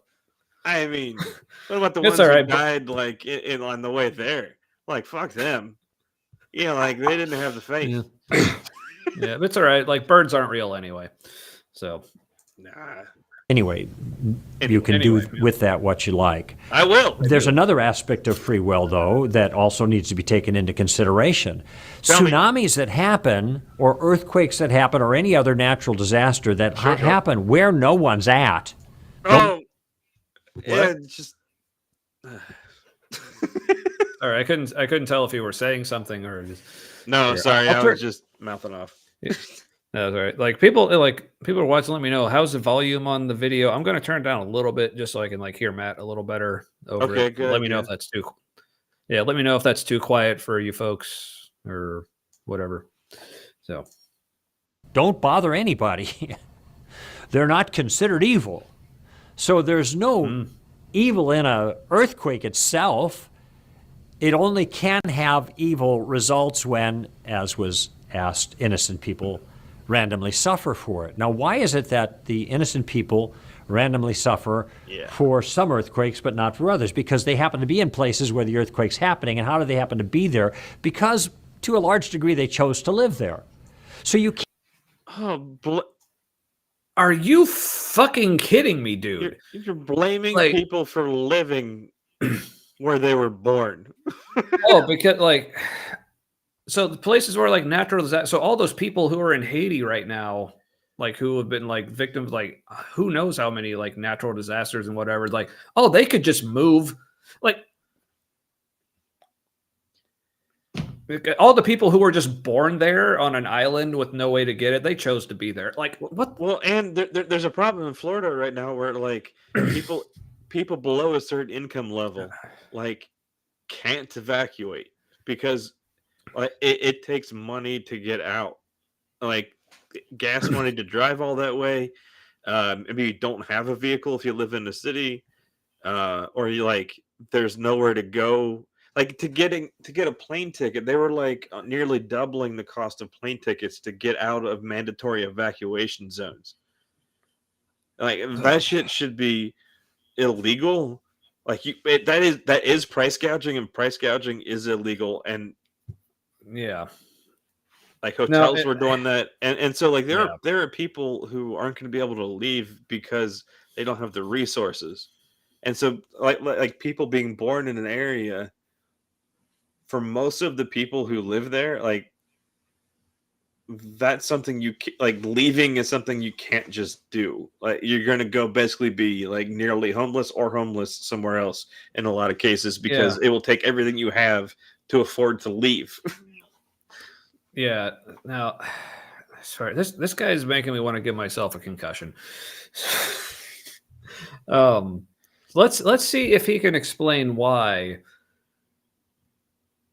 His thumb is so big. Look at the thumb on his left hand. Well, it's the blur. But I know, but still. Yeah. Right? Yeah. Tell me that's intelligent design. But you see, if his thumb wasn't that big, he wouldn't enjoy it so much when he sticks his up at his own ass. So let's see if he can explain why, it's the free will of the children who die in these things, and see they could have chosen. His thumb was in there because he was trying to get his head out. Let's see if he can dig himself out of this. You can't eliminate the question of individual freedom of choice from the equation, even in natural disasters. But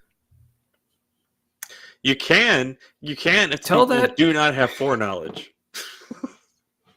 or I don't know, are babies what the for real, or children, or like I said, or just even adults, like we said, who just or prisoners. There's a state prison in Florida in a mandatory evacuation area that is not being evacuated. Well, you see, they made the decision to commit whatever crime. No, but here's the thing: we decided as a there are some people in there who haven't been according to this one article, there are some people in there who haven't been officially charged yet.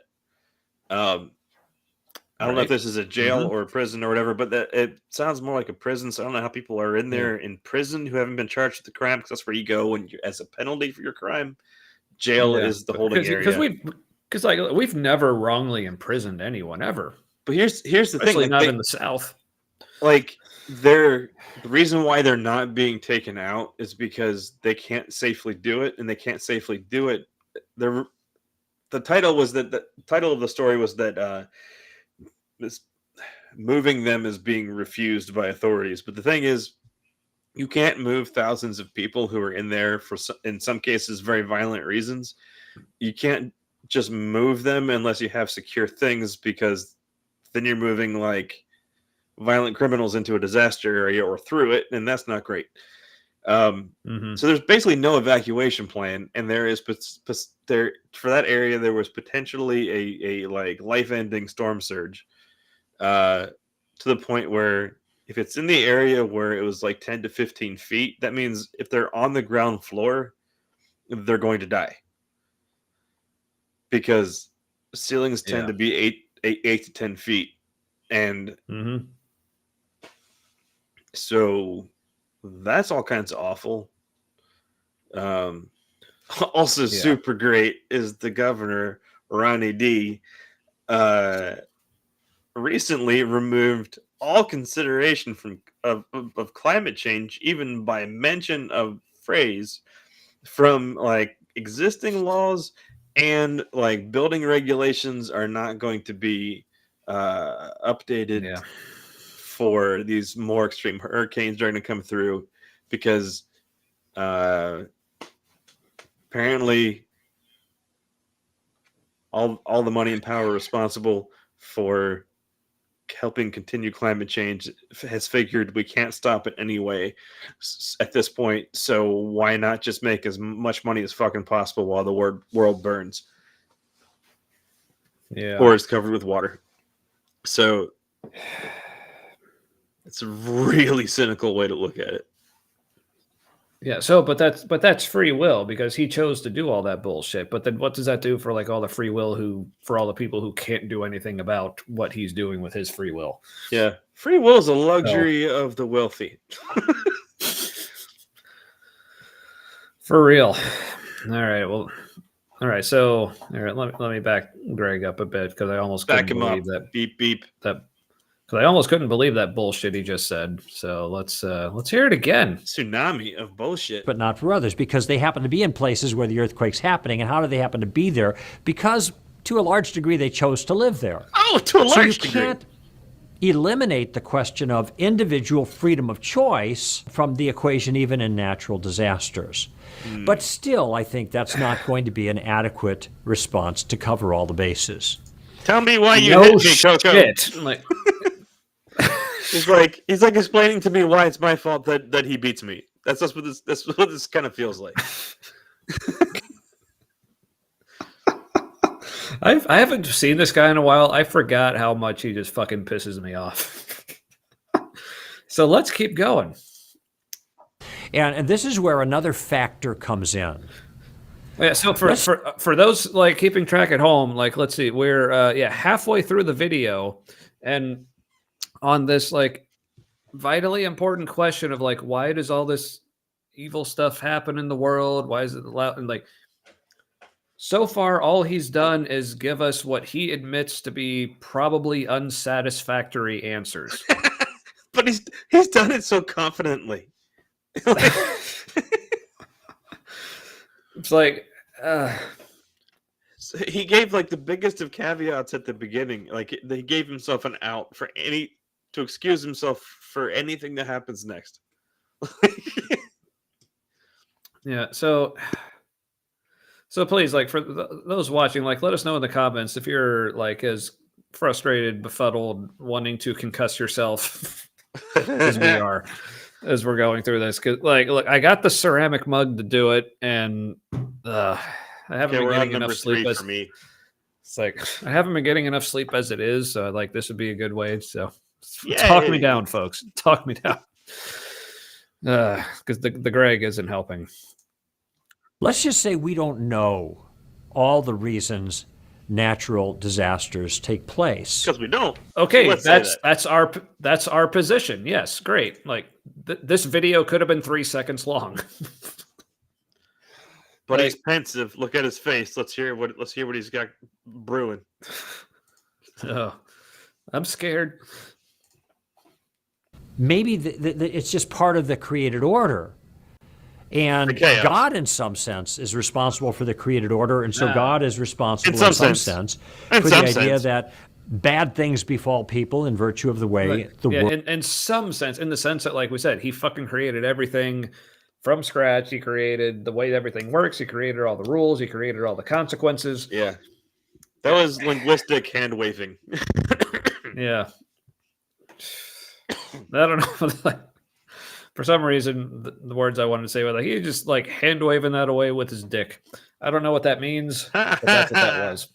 That's the noise I think he makes when he does that. He goes, ha ha ha. And I just keep watching. Yeah. world is ordered. So the problem of evil is still there. We're still confronted with it, and now it looks like God is responsible for some of this.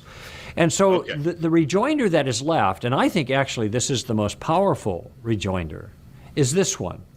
Ooh. Is it possible that God could have morally sufficient reasons for the experiences that people have from natural disasters? Oh, yeah, so that was his strategy. Argument. Yeah. What's that? It's like that greater good argument. Yeah, so now I get it. This was his strategy, because he's saying, like, now this is probably going to be more plausible. Like, he didn't say it this way. He's like, okay, after all that, like, 4 minutes of bullshit that I just gave you, that's going to make this sound way better. Because he needed to do that. That's what happens on product shelves all the time. You've got different versions of things to drive the more expensive one. Mm-hmm. Yeah. Yeah, I mean, I'll let him get more into this, but this whole, like, there could be reasons that we just don't know about. Like, there's so many reasons why that is. Reasons. Yeah, there's so many reasons why that is such a shit argument. But, well. It also kind of sounds like God is doing the bare minimum. Like, he's like, well, at least it's morally sufficient. Like, morally sufficient? It's just like, that's kind of like. Yes. If we're ranking things, that's when it crosses over from like just ass to like average. You know what I mean? Yeah, that's why there's like so many like powerful worship songs. Like, God, you're just so sufficient. Or like my favorite, that's my favorite worship song of all time. God, you'll do. God, I praise your moral sufficiency. Like, you are so adequate. We settle for you. You're at least adequate. Just put it on like a soaring in the chords, you know, like you're so adequate. Key change. Yeah. Oh, that hits. That really hits. All right. But key change. I was like, I'll let you finish. I'll let you finish. But this is the worst argument of all time. Now, we don't have to know what those reasons are. The question is it possible? That's what you're answering. That God is moral.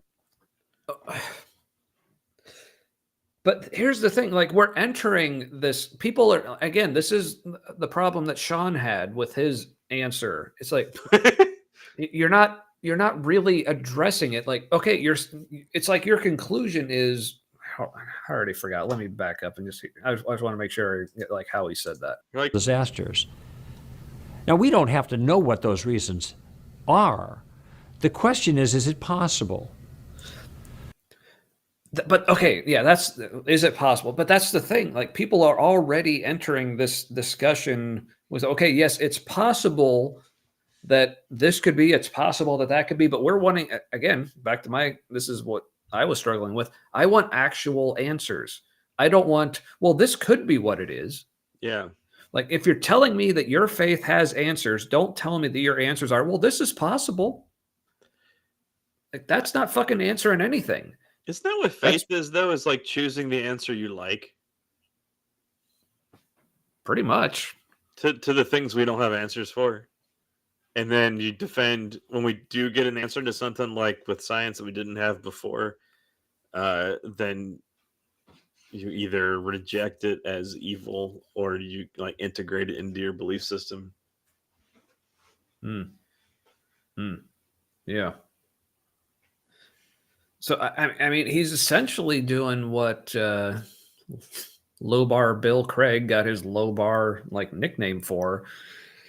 It's I lower the bar.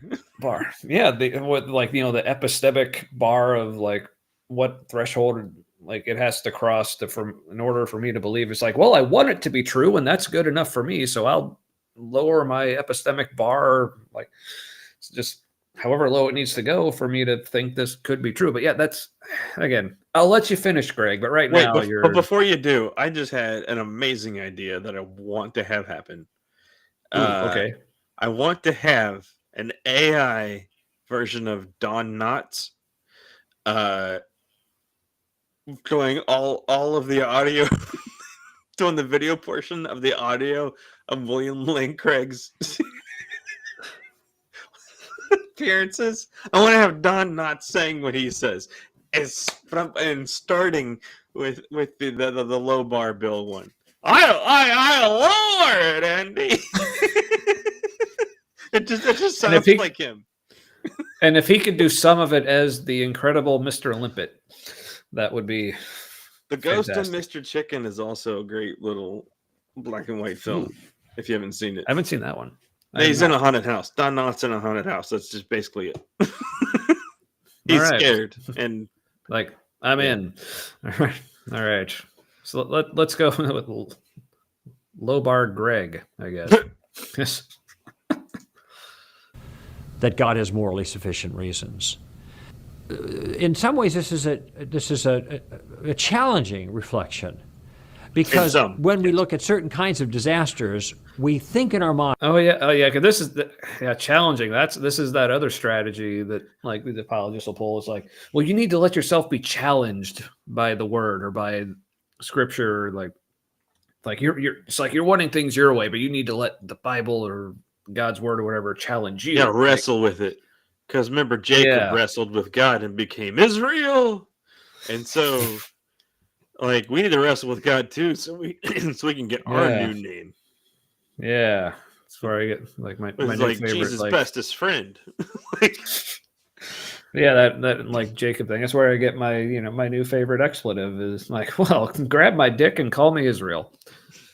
That's basically what that story was. Like, touched his hip. Because remember, you got to remember, this is ancient Hebrew, and in ancient Hebrew, literally everything was a euphemism for penis, or at least it seems.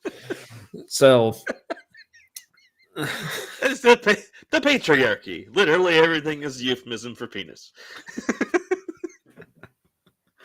But I forgot what I was saying. Anyway, I don't know. Probably let him. Penis. Yeah, no. Before that, though. Oh, like people who are watching, remind me what I was saying, if you don't mind. If you remember, even. All right, let's back him up a little bit. Maybe he'll remind me. Reasons. In some ways, this is a challenging reflection. Yeah.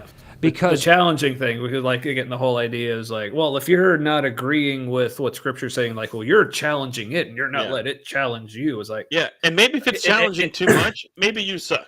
Maybe that's why it's challenging you too much. Yeah, or maybe it should actually establish itself as a legitimate authority to challenge me on things first, before I just let it challenge me. Like I don't just like. I mean, these people don't take this approach to any other religion or any other sacred text. Like, if they disagree with like the Quran or the Vedas, like they wouldn't say, "Well, I'm not letting it challenge me." Like they'd be perfectly open. No, I'm challenging it and evaluating it. But here's the thing: like, I should be able to challenge Scripture and God's Word because it should be able to stand up to whatever weak little challenge this fallible human should be able to bring up to it. So I don't know if it was clear. It's fear. It's fear. Yeah. Before when I said it's maybe it's too challenging because you suck. I meant that like that's kind of like blaming the person that is challenging for it. That is challenging for it. Right. Yeah, or like that. Maybe it's super challenging for you because you're going through it wrong. It is kind of something that like we used to tell people in the prayer stuff. Which is really just pure counseling, and we should not have been doing No. peer counseling without a supervising, without being taught by a psychologist first. Like we needed.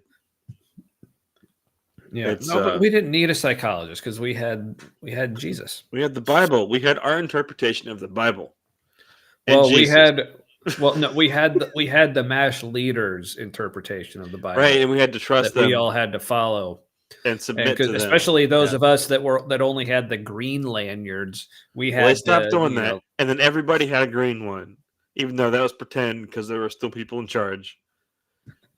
See, that was a fun thing. Like before, I was part of MASH, but like because of you, I knew that whole like color system. So like when I would go in to get prayer, I would see the guys who were praying with me, and I can already tell like, oh, this is the guy in charge. You're.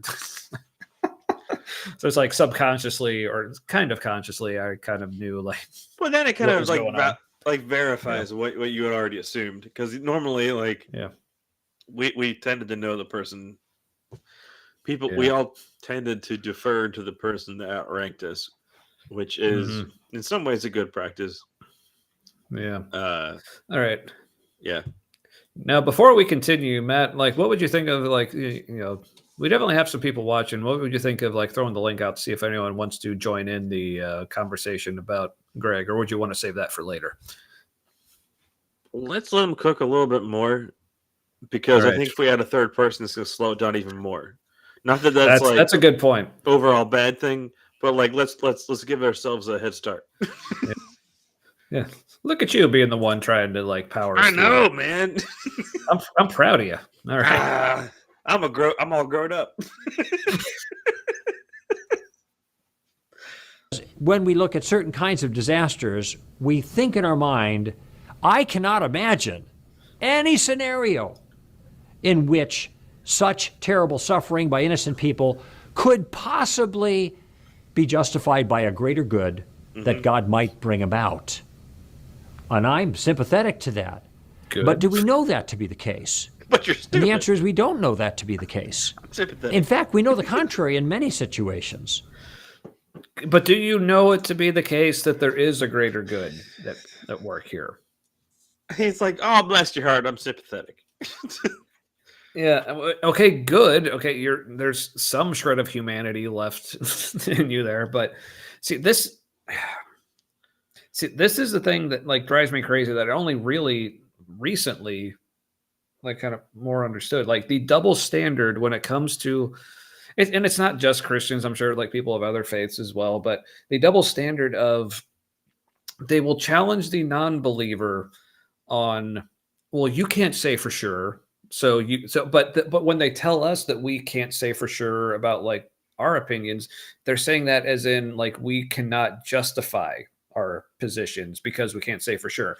Meanwhile, they're like, we'll be so comfortable and proud to say, well, we can't say for sure, but this is what we choose to believe on faith. And well, you can't prove it wrong. So therefore we're justified, but you're not, even though it's the same situation. It's, yeah, we're all like I said. Let's just admit it. Like I want to ram my head into a brick wall right now with this dude. So that's a Taylor's shirt, by the way. I can't, like almost for sure. Ooh, yeah, but I can really see on my screen. I don't know if you folks at home can, but like, see, like this guy maybe needs to use a little Head and Shoulders or some. Sell some blue, whatever that blue shampoo. Dandruff. I'm seeing dandruff on his shoulders. Really? Anyway, I can't see it from here. Yeah, well, I'm looking at it like on my monitor. It may not be coming through. Oh, okay. On here, but yeah. Because let's see. Yeah, it's at 720, just like what we're streaming at. Anyway, all right. We know when we get an inside look on a disaster, take 9/11, for example, or the tsunami that happened a few years ago, or any of that. A lot of times we get inside look in particular situations, and we see great and really wonderful things that were the result of this terrible thing. And in fact, many times in your own life, if you look... Don't lead with that. You have to acknowledge the tragedy before you go, but look how cool it was. Okay. But just because something positive came from a terrible situation doesn't make it automatically worth it. Right. It's No, it's like it's a good it's like saying mindset. like if I were to like fall off of if I was like up on my roof doing something and I fell off my roof and like broke several bones, but like when I hit the ground, it's like, oh hey, there's that quarter I lost this morning. It's like Yeah. it's like okay, something good came out of it. I've But been on that Tommy's doesn't roof before, and that's not what I was Yeah. thinking. I was like, oh, I could fall and get all broken up. And I was just Yeah. like, that would just be bad. Like, I wasn't He but was like, up look there. on the bright side. You know, I wasn't impaled by the fence. Yeah, it's like yeah, which again, this is just another example of they're just looking for anything at all that they can hold on to. Like, well, there's a good thing. Like, it doesn't matter if this little good thing doesn't actually make up for like all the rest of it. Like, I found a good thing. We'll just leave it at that. It's like, let's hear what good came from 9/11, Greg, that made that worth it. Let's hear him out. Look back and you're honest about it, you can say the same thing. That which seemed like a tragedy to me at the time was something that turned out into one of the greatest blessings. No. And if I had my druthers, I could change it, I wouldn't. No, Can't we just say Oh, it was a tragedy and something good happened after it? Like, why Right. why do we have to like recycle the whole thing and just no. Yeah, No, like that's okay, what person who went through 9/11 and survived, you know, like because we can't ask the people who died. I mean, I'd love to know what their answer is. Like what he didn't even say. Like, okay, what good came out of 9/11 that made it worth it? Like the Patriot Act, the war in Iraq and Afghanistan. Like what good came from that?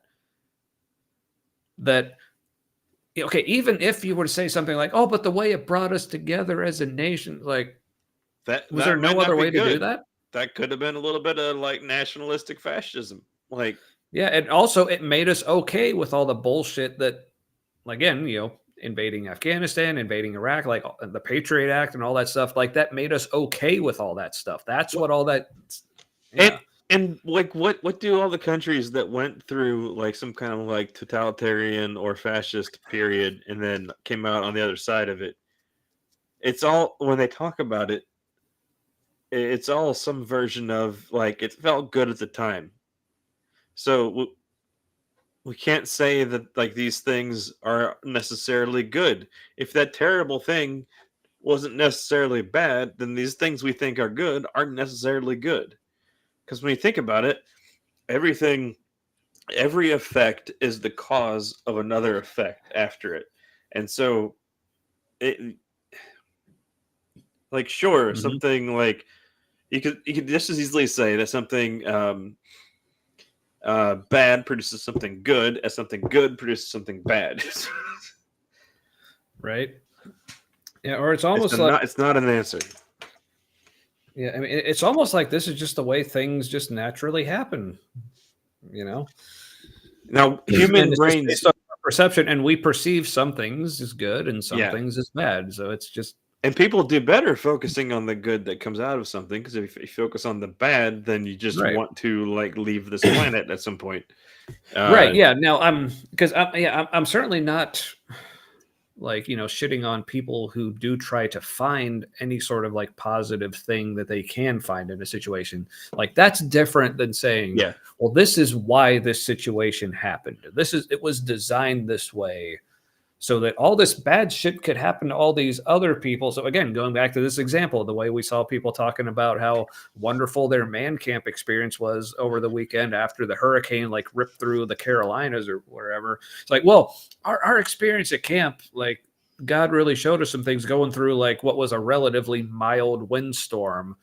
So that means it was all good. Never mind how many people like died and lost their homes in the actual hurricane, whatever. But it was good for me. So therefore, And if it was good for them, I'm glad it was good for them. And read the room, man. Like Fucking right. it's too early to make the joke too soon. Like that's how soon it is. Right. Yeah. Not too soon enough. It's just no, we're Yeah. not done. We're like it's not even done. We can't even make that joke about too soon. Like it. Yeah. So yeah, but again, it's and I'll grant it's mostly unintentionally. Yeah. No, it is. But Yeah. all this stuff, it all becomes I mean, this is one of the consequences of making the focus like my personal relationship with Jesus. It's all about me and what I'm experiencing. And so anything that I can find out of any situation that's good for me, Yep. that means God is good. I mean, sure, like dozens of people probably died from this thing that like taught me a cool lesson about perseverance or whatever bullshit. We're over 200 people, and the Yeah. death count is not Yeah. complete. There are a lot Yeah. of there are a lot of areas in North Carolina where it smells like dead people. And I watched a thing on YouTube, a resident, she's in shock. She was still in shock like several days after. And like she's awesome. Like her way of what she's doing is awesome. Like her way of coping with the tragedy was to be as helpful as possible. Like that was her version of denial. Is to like put off dealing with how awful it was. And Wow. she was talking to the National Guard or the FEMA people. I don't remember which one it was, and I think it was National Guard. And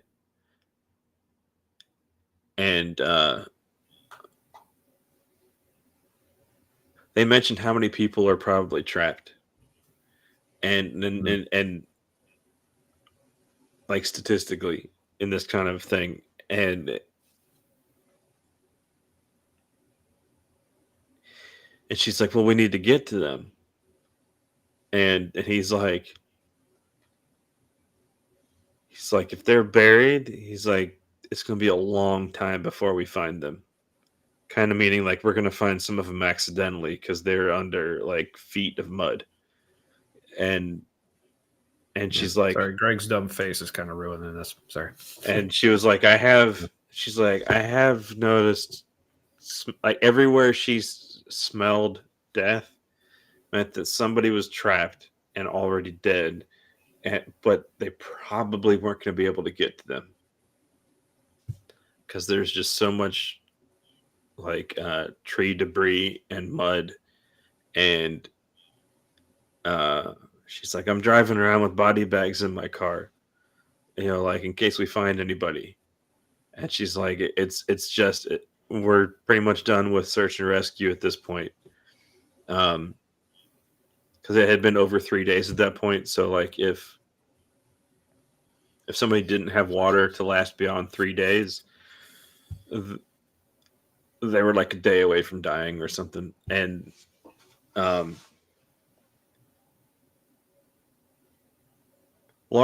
big portions of the United States are basically a third world country right now. Like there's no electricity, no food, no water.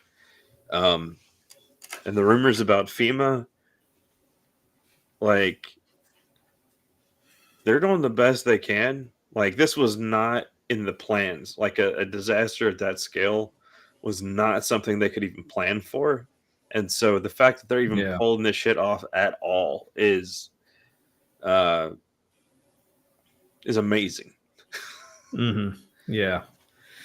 Which like, and as important as that is, I don't want to get sidetracked too much. It's like we're almost done with this. And like I said, I guess we've been going over 2 hours, but it's maybe felt like longer. Maybe it's because of this jackass. That's why it's felt longer. Anyway, so I need to back him up again. Let's see where. I just checked in on videos of Milton. Milton is still being Milton. Things are now flying at some of the cameras instead of across them. Yeah. It almost looks like Greg is trying to do his impression of a hurricane. He's like, the barrier islands, man, are like in the ocean on the west coast of Florida. It's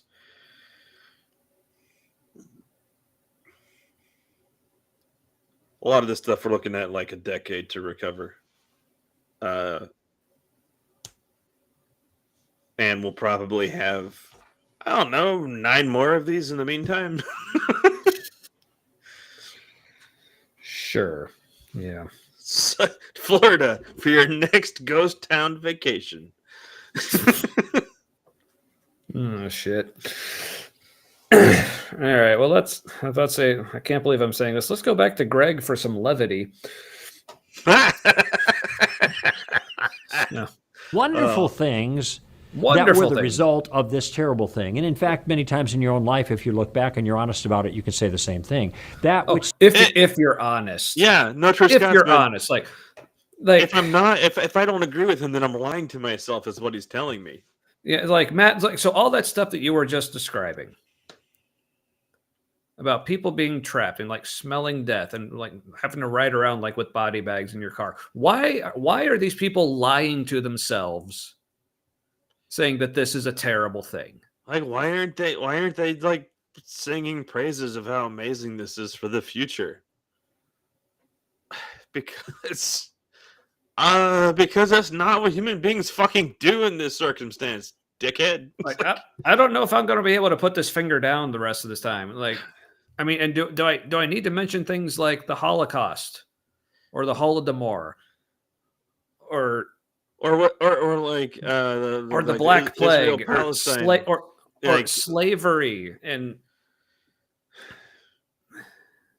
like no, just tell yourself how amazing human it trafficking will be after like, this. Like, okay, because at the same time that Christians like Greg here will say, well, we can't really say these things are bad. But in the same time, in this very same video, he said, yes, these things are bad because they're a result of the fall and it's our fault. So which is it? Can we call it bad? Like we can call it bad when for our purposes, we can use it as evidence for our belief in sin and the fall and stuff. Then we can say it's bad. But then when people like us turn around and try to use it as a challenge to like the existence of this loving God that they're telling us exists, then they tell us, well, we can't actually say it's bad. Like, how dare you actually say it's bad? You're lying to yourself, essentially, is what he's saying here.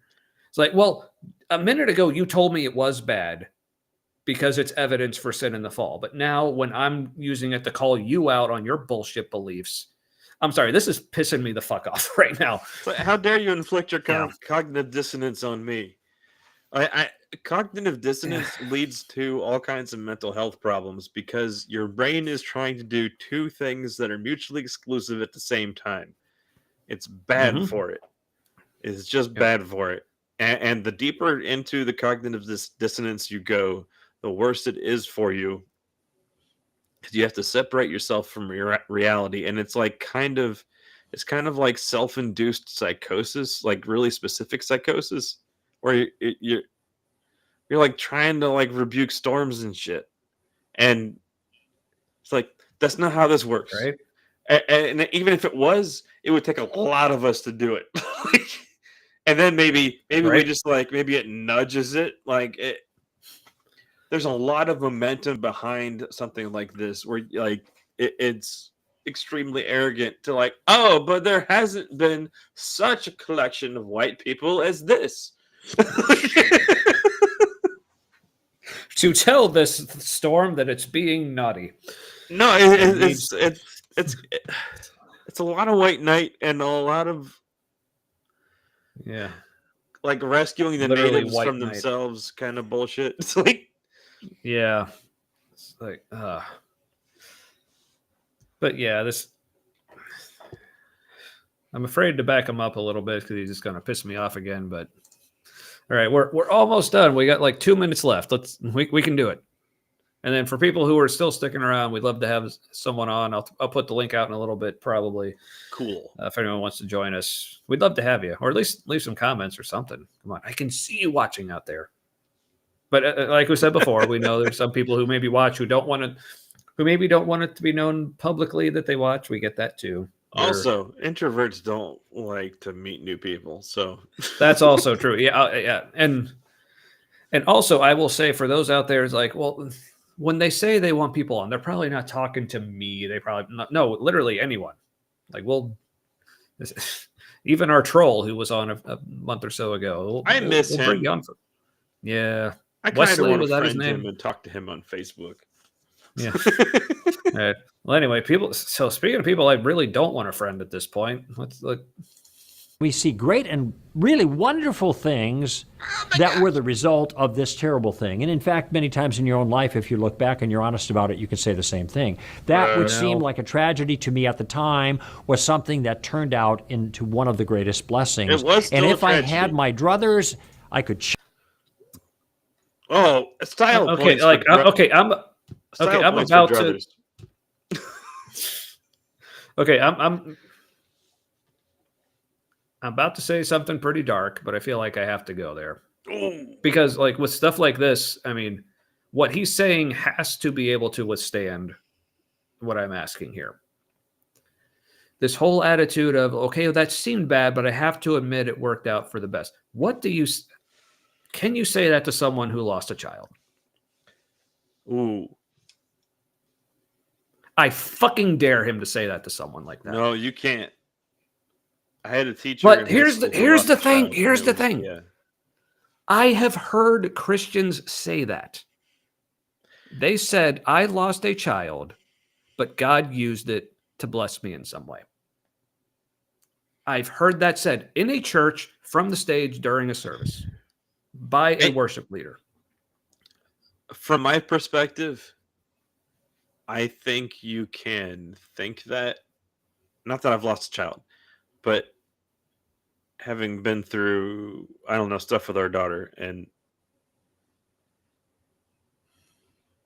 where we didn't know what it would be like.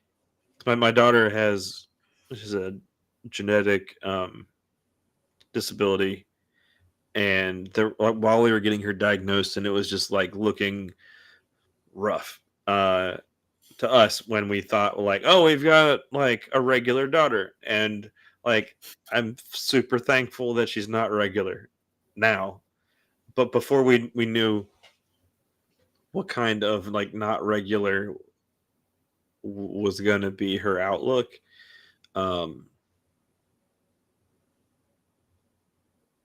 like there you do go to a dark place where you're like, am I going to find out that her life is going to be like just all hard for her, and then you wonder, well, I love her so much and I don't want her to go through that. Like, is it better she's here? I've never talked about this out loud before. but you have, but it's not something I would say out loud, because saying it, there's too much going on with that kind of thought process to say it out loud, simply because if you just say it out loud, like, oh, it was a blessing, whatever, like I could never say that.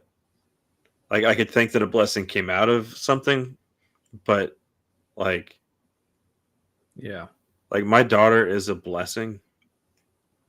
Mm-hmm. And I don't want her to be different. But there's a point when people are questioning that. And I don't know, people just, it bothers me. It bothers me that people think that they have the ability to speak into those moments, not being in them themselves. Yeah. I mean, cause like, so you're speaking from your experience, like with your daughter, and like you're saying, like you don't wish for her to be different. But then again, sorry to bring us back to this place. But for the example of like the parents who lost a child, Like, are you telling me they wouldn't say, "I wish my child was still alive"? Yeah. Like to the people who went through the problems in North Carolina, I saw a clip of someone and I was like, "Oh, I can't watch this." And it it was I stopped watching it because it was on autoplay on YouTube, and this woman was about to talk about how she's traumatized because of her own tragedy, but then while her own tragedy was unfolding, she saw dead babies floating by in the river, in the raging waters. And I was like, you can't, even to that lady whose kids, that like those weren't her kids, but even to that lady, you can't tell her that like that was good. She won't accept that. Yeah, and you can't tell. Oh, be honest with yourself. This is like She would just you stop wouldn't wish listening it to was you. different. Yeah, This woman struck and me for as good somebody reason. who believed in God, Yeah. and because she believes in God and the God that only does good things, her brain has like no frame of reference for this. Like it was more catastrophic to her system to go through that, like thinking everything happens for a reason. I Yeah, think it's easier to go through terrible things if you're like, no, random shit happens and it can be really bad. yeah. I Yeah, that makes much more sense that way. Yeah. I mean, it doesn't. I mean, it's still not good. It's not like it makes it easy. But no, but yeah. it's a realistic I mean, starting point, and so you can get like I said, better like faster. yeah. I mean, it's incredibly relative, obviously, but maybe easier, like you said, just because you don't have that added layer of like the cognitive dissonance where you feel the need to view it differently than it just plainly is. Yeah, So it really does back up all your right. starting point. Yeah, for sure. It's a good way to put it. But speaking of not a good way to put it, Change it, I wouldn't. Now, I don't want to go through it again, but I'm glad it happened because of the good thing that came from it. So, in our own experience, again, just such a privilege. That is such a privilege. If you're able to say that the things you went through, you would not change. That is such a fucking privileged position to be able to say that. Like going through my yeah, no, seriously, like you're going through one now, and going through my own divorce, like, I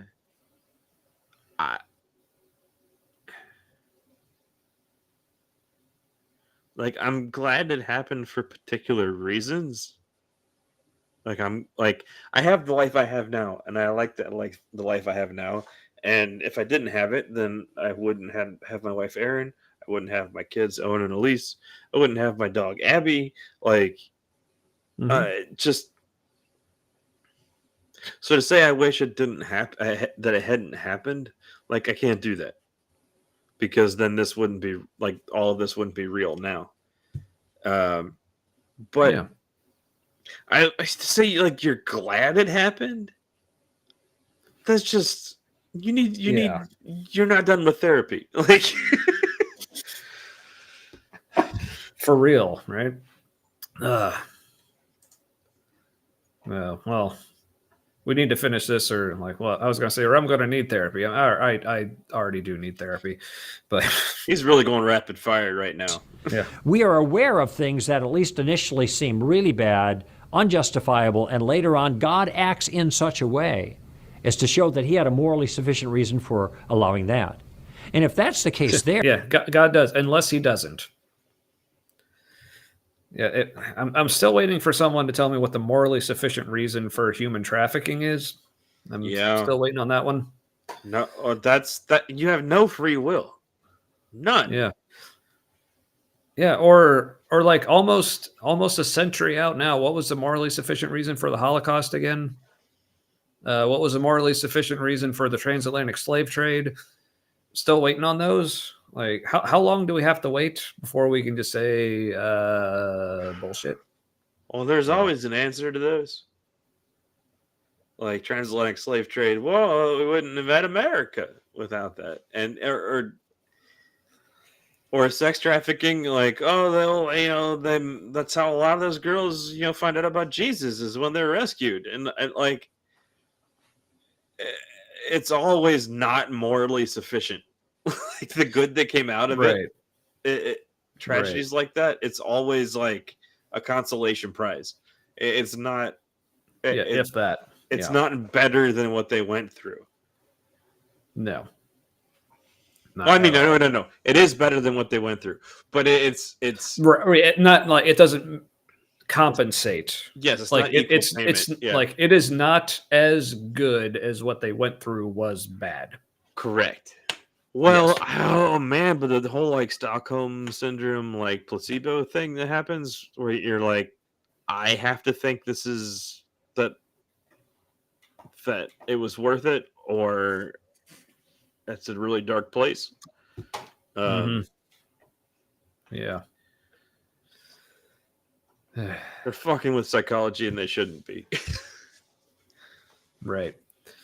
All right. Well, we got less than 2 minutes of this bullshit, so let's see how far we can go. This will probably be the last video we get to tonight. I mean, I don't know if I can take any more. There, isn't it at least in principle possible that this is the case for a whole host of other things? And the answer is going to have to be that at least it's possible, even though it's not. See, that's apologetics.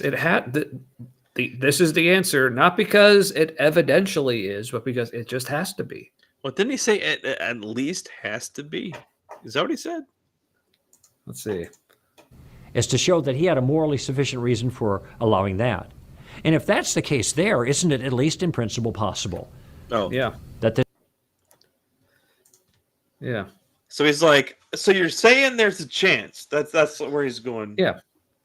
Yeah, which again, they think they're actually giving us answers by only saying, well, this is possible, which again, like coming into the conversation, like, yes, we know it's possible that there are reasons that this stuff happened, but we're asking, what are the reasons? He's just and trying to all get your their faith. answer is, and their only answers to, like, when we ask, well, what are the reasons? Their answer is, well, there could be reasons. Like his whole job is Yeah. to just get people's faith back on track, not really to give them an answer. Just keep on trucking like that. That's his. Yeah, it's just to keep them on. Yeah, it's just to keep them on the track, basically. Like, don't even think about leaving the track. Like you're yeah. Give them a sufficient answer to keep them on the track, not the answer. A morally sufficient answer. God damn it. that this is the case for a whole host of other things. And the answer is going to have to be that at least it's possible, even though it's not imaginable by us. And if it's possible, then even natural disaster like that is not a defeater against theism, particularly Christian theism here. That wasn't the question. Like, so basically, because we can make up a bunch of bullshit, your argument is invalid. That was like suddenly theism is on trial all of a sudden. Like that wasn't even the question. Like this escalated quickly. It's like, no, you can still be theistic if you believe like God's just a dick. Like that's like, yeah, sure. But he did kind of acknowledge right there though that like all of this does unravel theism pretty quickly. Like it is he kind of acknowledges there that it is a threat to theism. Answering this question might be a threat. So he's not. Yeah. All right. Like I said, I'll let you finish. But yeah. If it's possible, then it's not necessary. And therefore, it isn't necessarily the case that natural evil shows that there is no God, even though the free will element may be out of play in this case. What was that again? Necessarily the case that natural evil. Yeah, I think he's just like theism. put a bunch of shit under the rug there for a second. Yeah, I want to hear this again. Particularly Christian theism here. If it's possible, then it's not necessary. And therefore, it isn't necessarily the case that natural evil shows that there is no might have to back up. And the answer is going to have to be that at least it's possible, even though it's not imaginable by us. And if it's possible, then even natural disaster like that is not a defeater against theism, particularly Christian theism here. If it's possible, then it's not necessary. And therefore, it isn't necessarily the case that... I don't understand exactly what he meant by that. I don't think we're maybe like not not necessarily a defeater. Is that like maybe that's what he's saying? I think natural evil shows that there is no God, even though the free will element may be out. But here's the thing. This is basically what this is. This is like what, and I want to do an episode on this eventually. Is like when this whole question of like, does religion conflict with science or Christianity conflict with science? So because when I compare the way that like Christianity or apologetics in particular approach questions and think they have answers, if you were to compare it to the scientific method, where the scientific method is like you make some observations about things work and you're like, oh, why is this the way it is? So you come up with a hypothesis, which is, okay, this is saying guess is a crude way to put it, but like my guess for why this is the way it is. So then you like do your experiments, your observations, and then based on that hypothesis, and then you basically trying to see if you can disprove that hypothesis or support it. Because, in science, you don't prove things, you just fail to disprove or support in some way, whatever. So science, failing is good. Yes, right. So you start with your hypothesis, and you do like some research and experiments and observations. And then if it's supported, and if it's supported enough for long enough without being refuted, then it can rise to the level of theory, which again, in science, theory is like as high as it gets. Like gravity is a theory, atoms are a theory, and so on. Yeah. But like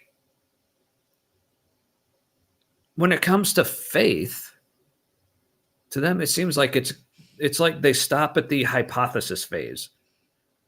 It's like, well, I came up with a hypothesis, but then also for good measure, they say also it's not really testable or provable because it's spiritual and not scientific. Yeah. So therefore, because it's not testable, you can't prove it wrong. Therefore, it's right. It's interesting that you say that because. Well, thank you.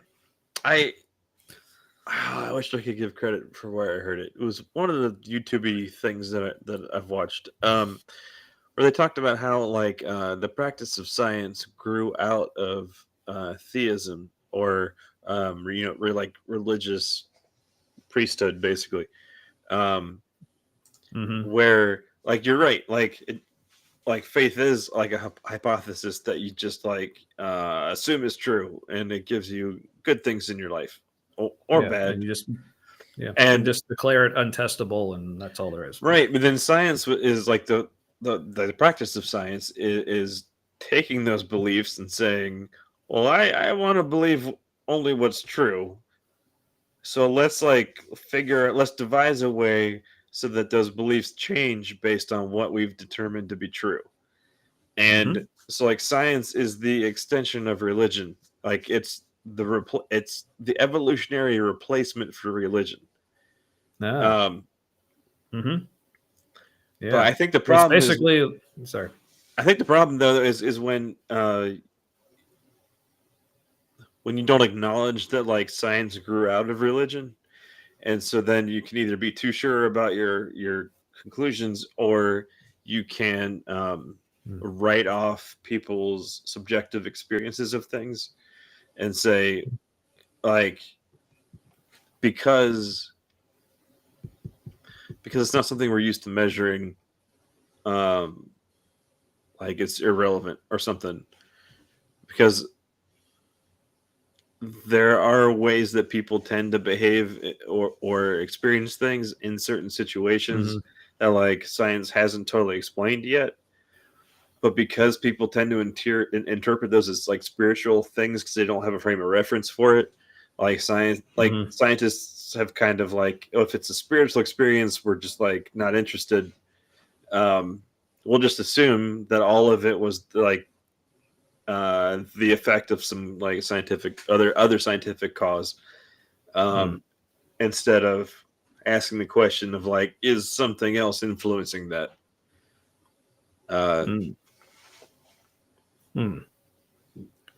Yeah. So my question is, before we finish up the rest of this video, and then like, so we got some time left, some people watching me throw the link out. So my question is, do you have enough to like riff about here for a couple of minutes while I go pee?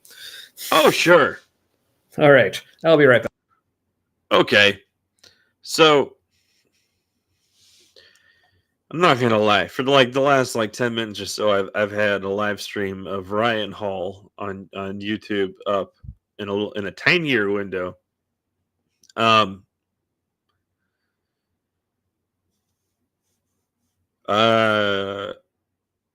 There's a new normal happening in a lot of ways, like geopolitically and with like these natural disasters and stuff. With global warming, like we're now being confronted with the new normal, and helping people and getting to know your neighbors wherever you live now. Like, can you imagine going through this stuff if you didn't know your neighbors' names, or like how you could help them or how they could help you? Like what kind of stuff do they have that you don't have, or like what are they good at that you're not good at? Like that kind of stuff is super important, and we might not go through like the same stuff that these people are in these natural disaster areas, but the benefits that they get from these tragedies, the stuff that like helps them like get through it, is people doing the same kind of things that we could do in our own areas with our own neighbors, so that like we don't need a natural disaster for that to come out in us and in the people around us. Like, yeah, humanity is totally going to survive global warming. It's also going to suck. But Speaking of gonna suck, here I'm back. But we could come out on the other side of it better off in some ways, and so I kind of get what he's getting at a little bit, but then he overshot. Sick. Yep. He's like, I saw your, like he's playing poker. I saw your healthy psychology, and I'll see you some theology. He's like, I'll raise you some theology. Let me, and then it's a gamble. And at that point, yep, flew too close to the sun.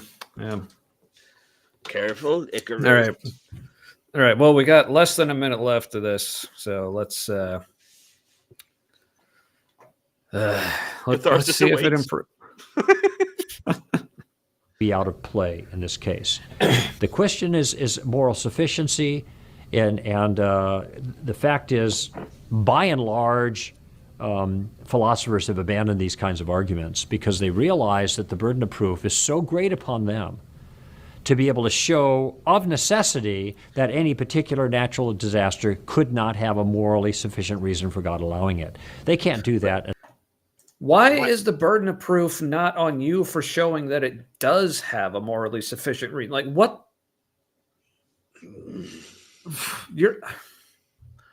Our responses also again, citation fucking needed. What philosophers are you talking about? Just philosophers, Tommy.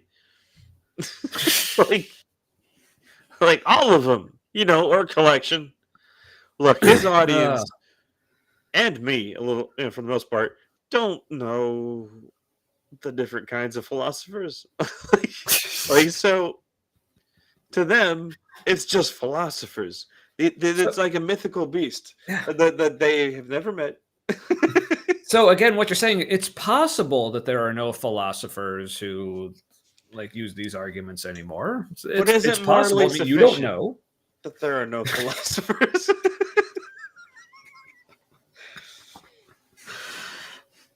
God damn this guy.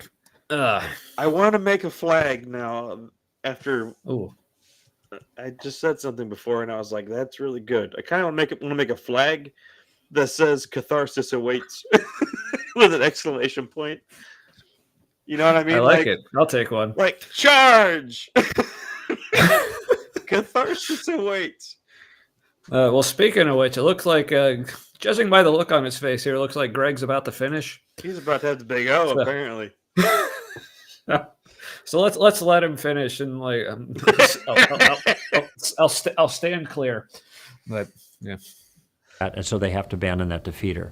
As long as there's a possibility, then we're within our rights to rest in the goodness of God, that He has things under proper control. Holy shit, he just shoveled a lot of bullshit there. That was... see, and that's it. It's like that's all we need, just enough to, like, they refer to it as just rest in, but it's So the like, it's solution was just like rest in it's what just makes enough- you feel good? Like, yeah, it's like basically all he's saying. This is just enough to soothe our cognitive dissonance. It's like so you're telling me there's a chance. he did a lot of like little backflips there at the end. And it's like, and therefore feel fine. Like, Uh, well, that's like what Greg Turk did that one video where he said the quiet part out loud, where he's like, you don't have to be afraid of this. right. That was that's He gave away his, that's his literally whole what- shtick. Like, his whole shtick is Yeah. to like help people not be afraid of things Yep, they and that's- wouldn't be afraid of without their faith. right, and that's what Greg is doing. That's essentially what the way he wrapped up. It's like you don't have to be afraid of thinking that these are problems. Like, you don't have to be afraid of thinking that all these bad things happen and there's nothing redemptive about it.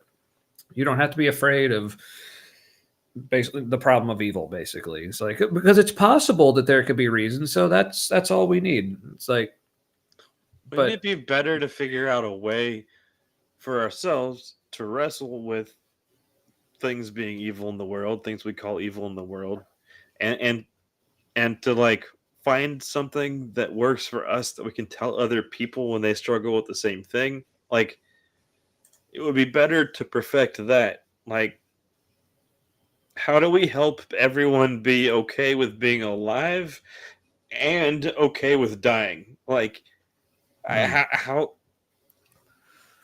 it's like, we exist. Nobody asked to be here. Like, so let's like, how do we? yeah. How do we real make quick, it at as this good point- as possible to be here? Like, Right. But real quick, at this point, do you want to put the link out to see if anyone wants to join? Or okay, okay. Let's see if I can. Yeah, there it is. I just put a link out in the chat. You should be able to see that on Facebook or YouTube, wherever you're watching. Like, if people want to join in on the conversation, I can tell some people still watching. Like, if you don't want to, that's fine. But if you do, feel free. If you want to, we want to. That's no judgment. Tommy's knocking bottles over. That sounded yeah. like Please, more bottles. please, no than it judgment. was. Yeah, it's literally just one bottle fell. It's like I had them on like a chair. They were just on the cushion, and I like, yeah. So I guess it was like just soft enough that their center of gravity was able to tilt just enough that it. Yeah. So, when my brain made sense of all those clinking noises, was that to your right you had a small fort wall of like beer bottles built, and it was collapsing. Yeah, that actually sounds better than what it appeared to be to me. So as long as that's possible, that's what I'm. Then we can you rest can't prove it. in that. Yeah, you can't prove it wrong. So, I lower the bar.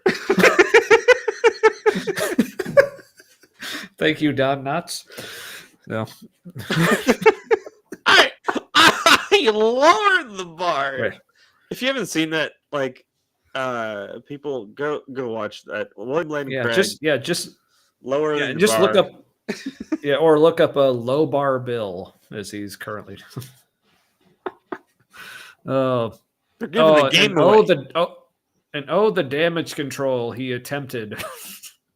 and so many and the damage control that Cameron Bertuzzi attempted, and all these other people. Craig who, didn't seem to like, get it. Just like he seemed to be like, people told me I should try to correct this. I don't understand.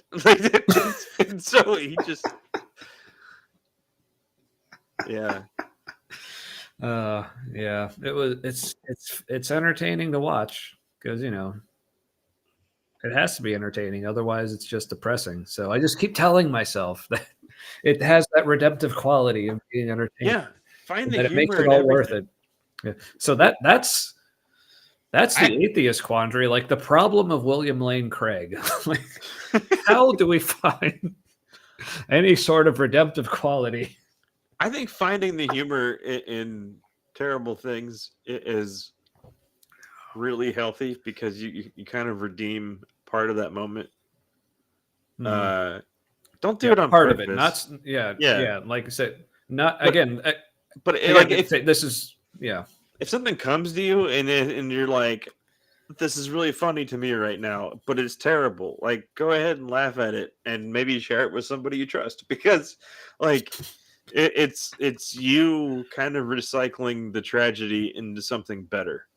Or like us tonight, like share it with someone you trust, or like us tonight, to stream it live on the internet for everyone to see. Yeah. Or another example is, I was driving through Anderson, an area in Cincinnati, and we're driving on Ohio Pike, I think.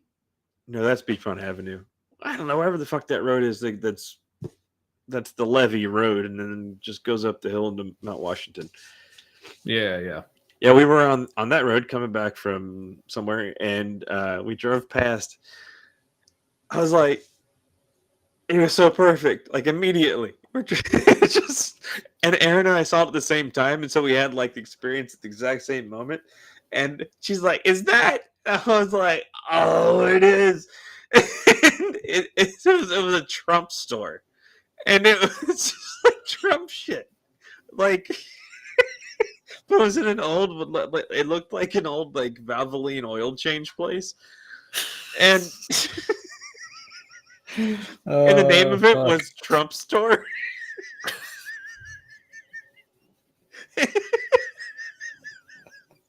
And they had like, remember like Texaco, all that stuff, like the antique stuff people put on their beer, like their bar walls and stuff.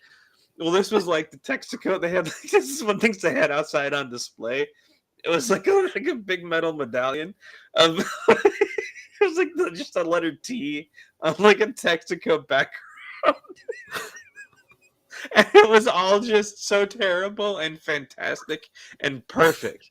I just started cracking up. I was like, all of this is amazing. Oh man, I need to try to find this. Like, no, it's just like, it's so bad. It's so bad. Look at it. It's so bad. And I'm like, people are like, why is there only one in Cincinnati? This is so awesome. Why isn't there more? And the guy who owns that property is like, somebody goes, "Yeah, I want to rent your property. I'm going to have a Trump store." And he's like, "Fuck it, you'll pay me." Like, he's like, sure. A Trump store. Okay. And the bank was like, "You want a loan for what?"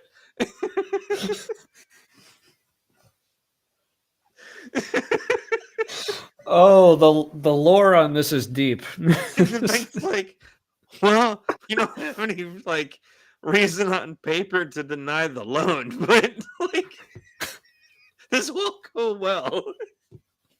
It's like, hey, but you can't prove that. Then they can use the Greg Kokel argument. Well, you can't prove that there's not going to be any redeemable reason for us to do this, even though it looks bad possible. now. As long as it's possible, we could succeed.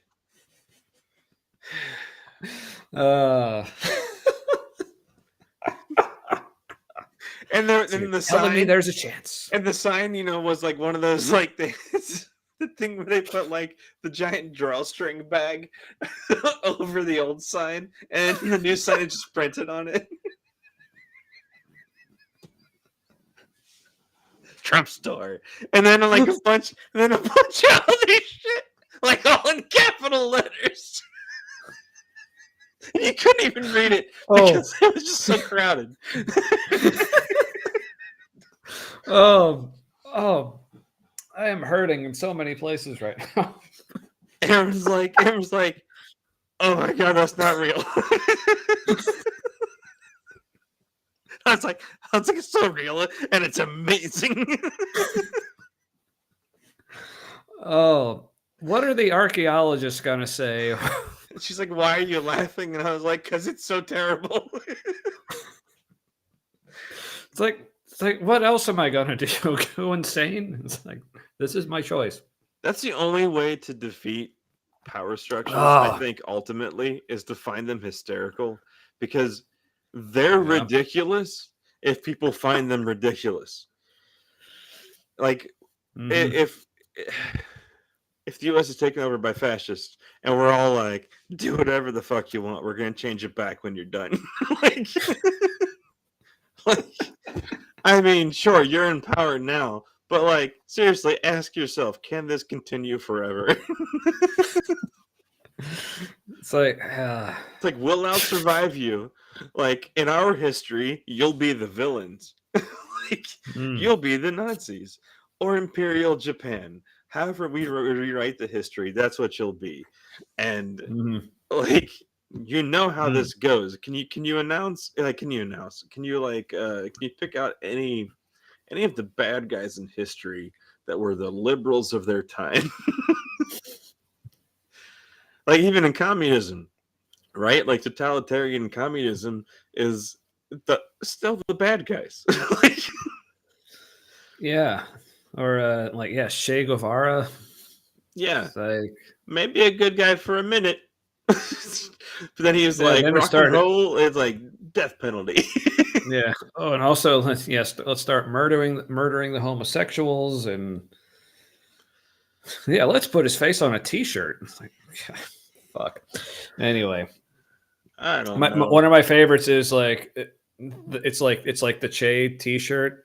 Like, it has his face, but then it says, "This shirt brought to you by capitalism."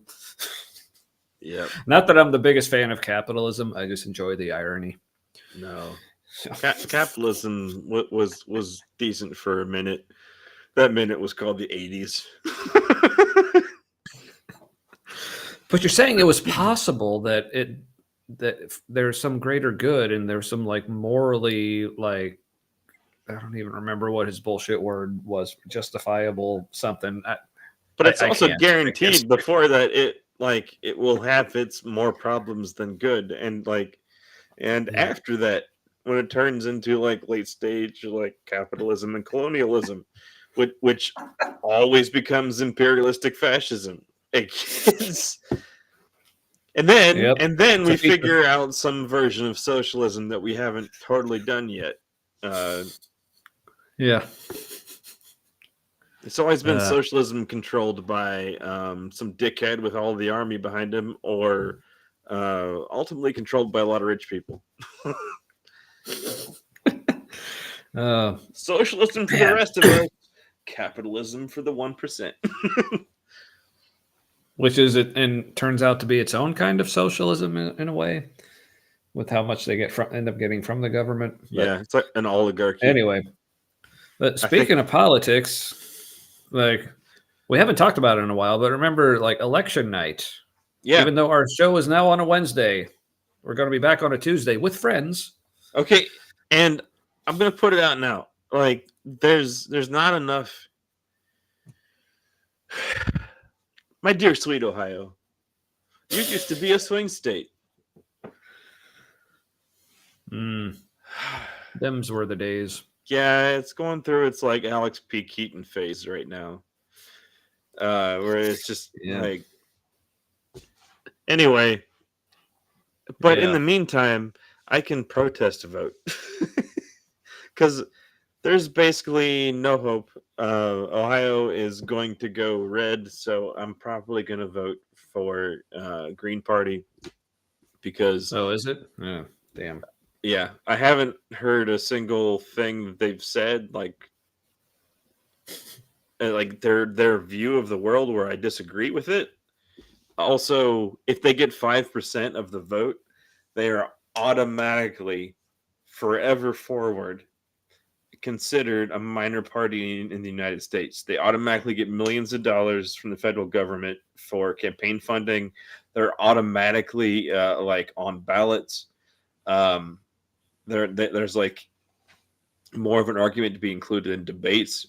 And Bush Ware, Yeah. who's the VP candidate on that side, he'll own anybody.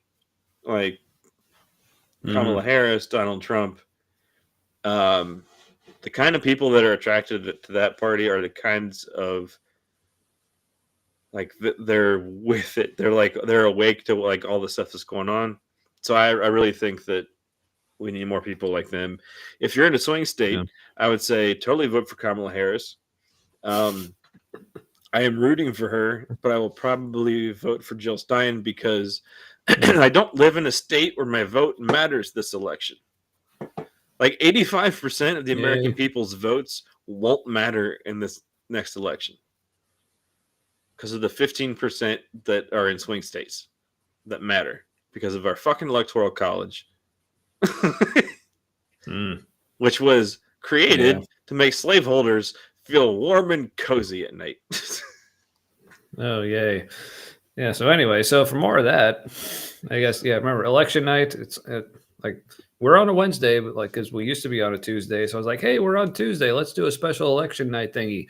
But then we moved to Wednesday, but we're still doing election night. We'll be live with Derek Day, Aaron Tomlinson, and Jimmy Ligon, who've all been on the show before. So go back and look up our episodes we did with them. They were all really fun. How are we going to wrangle, like, how are we going to pass that talking stick? I don't know. It's going to be an adventure, but we also haven't decided exactly like what channels we're going to be streaming it on, but at least we'll be sharing it. So if you follow the Humanity or my page, like you'll see it. We'll probably jump around. I can see us like jumping between like Fox News and MSNBC for contrast. Oh yeah, we may be like sharing live updates, or we'll see. We still haven't nailed. We should probably. I was about to say we still haven't nailed down specifics, but that's like less than a month away. We should probably like all talk and actually nail down what exactly we're going to do. But anyway, but so yeah, keep an eye out for more details on that. But as far as like the topic tonight, one other thing I did want to mention, before we closed out. You words good. It does. There was one thing said by a pastor, and I think I mentioned this before, but one thing I did hear from a pastor during a sermon like years ago in the wake of a tragedy. I want to say it was like the really bad tornadoes that were out in like Joplin, Missouri years ago. I remember Joplin. Yeah, but it was something like that. So, but going back to that whole attitude of that some people have where if they're spared from a tragedy, even if like a bunch of other people were like killed or displaced or lost everything or whatever, if they were spared, they'd be like, well, I got to thank God for it. Yeah, it was good and for I still me, say this is one it was good. Yeah. So I still got to say this is one of my favorite things I've ever heard in a sermon ever. Even now, like as an atheist, but at the time as a Christian, I really appreciated it. The pastor at the church we were visiting with some family, he basically said for all those people who were saying like, well, if I survived, oh, God bless me. He I don't remember his exact wording and everything, but he basically said, don't say that. Yeah, because I was gonna say, of how like grimace. Yeah, it's like because of how that's going to sound for the people who weren't so fortunate as you. Yeah. Now, as much as I appreciate him saying that, now that raises the question, okay, what are the implications of that? Because here's the thing. Yeah.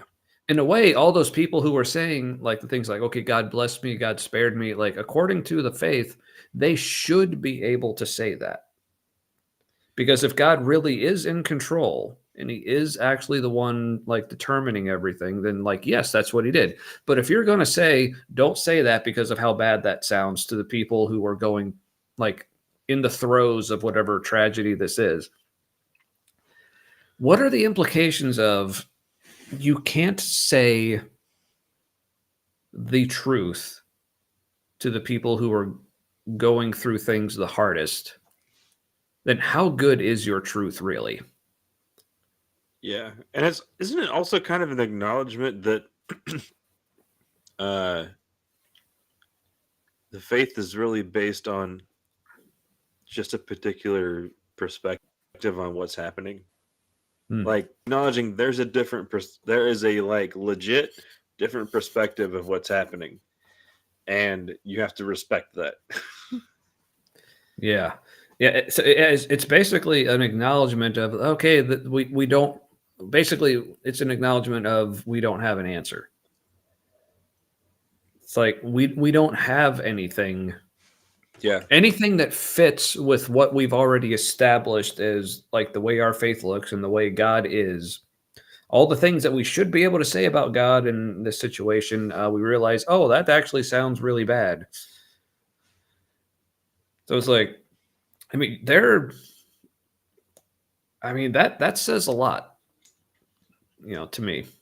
So maybe think about that. Yeah. Acknowledge somebody else's hardship, but don't think too hard about it. That's what he's saying. Yeah. Yes. But to me, what it basically comes down to is like, so if what you're calling good news is not good news for the people going through the worst situations, it's conditional good news. Yeah. AKA not actually good news to me. But yeah, I don't know. It's certainly not the best news. You can do better. Yeah, but according to them, they can't. But that's the thing. Like to them, this is supposed to be the best news. But really, isn't it just like you find the better news and then you're like, stop looking. You just find the better news and call it the best news and put up your flag. Like, yeah, pretty much. Faith is for quitters.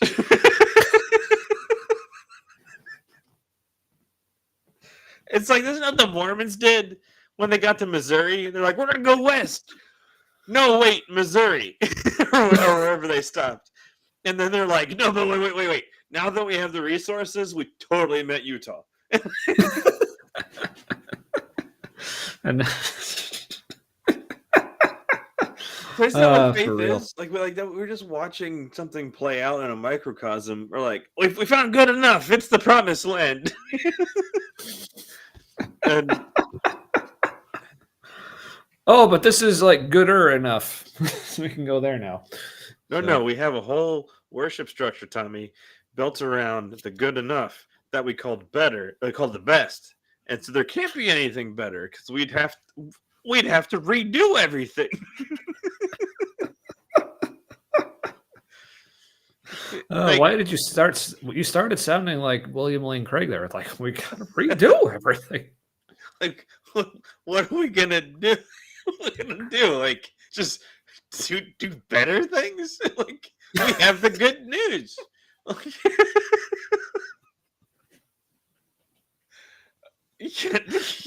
do you expect? Ask us to do better things?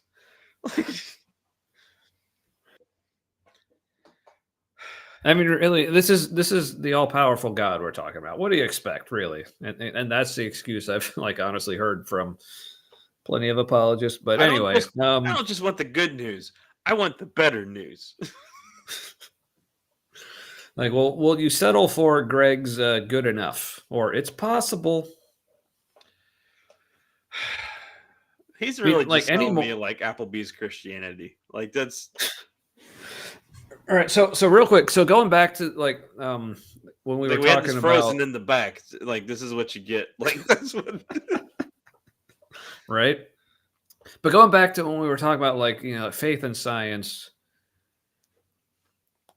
and at some point it's I think it's probably during the Reformation. I think probably Christians probably realized, we should probably actually try to get some evidence for this stuff. And so I think this is probably where more fundamentalist Christianity came from. So in a way, I kind of respect it because they were at least attempting to make it something like provable and demonstrable, but it ended up kind of failing at that. But no, Yeah. I totally forgot why I brought it back to that. I was hoping I would remind myself. Paying attention to the context.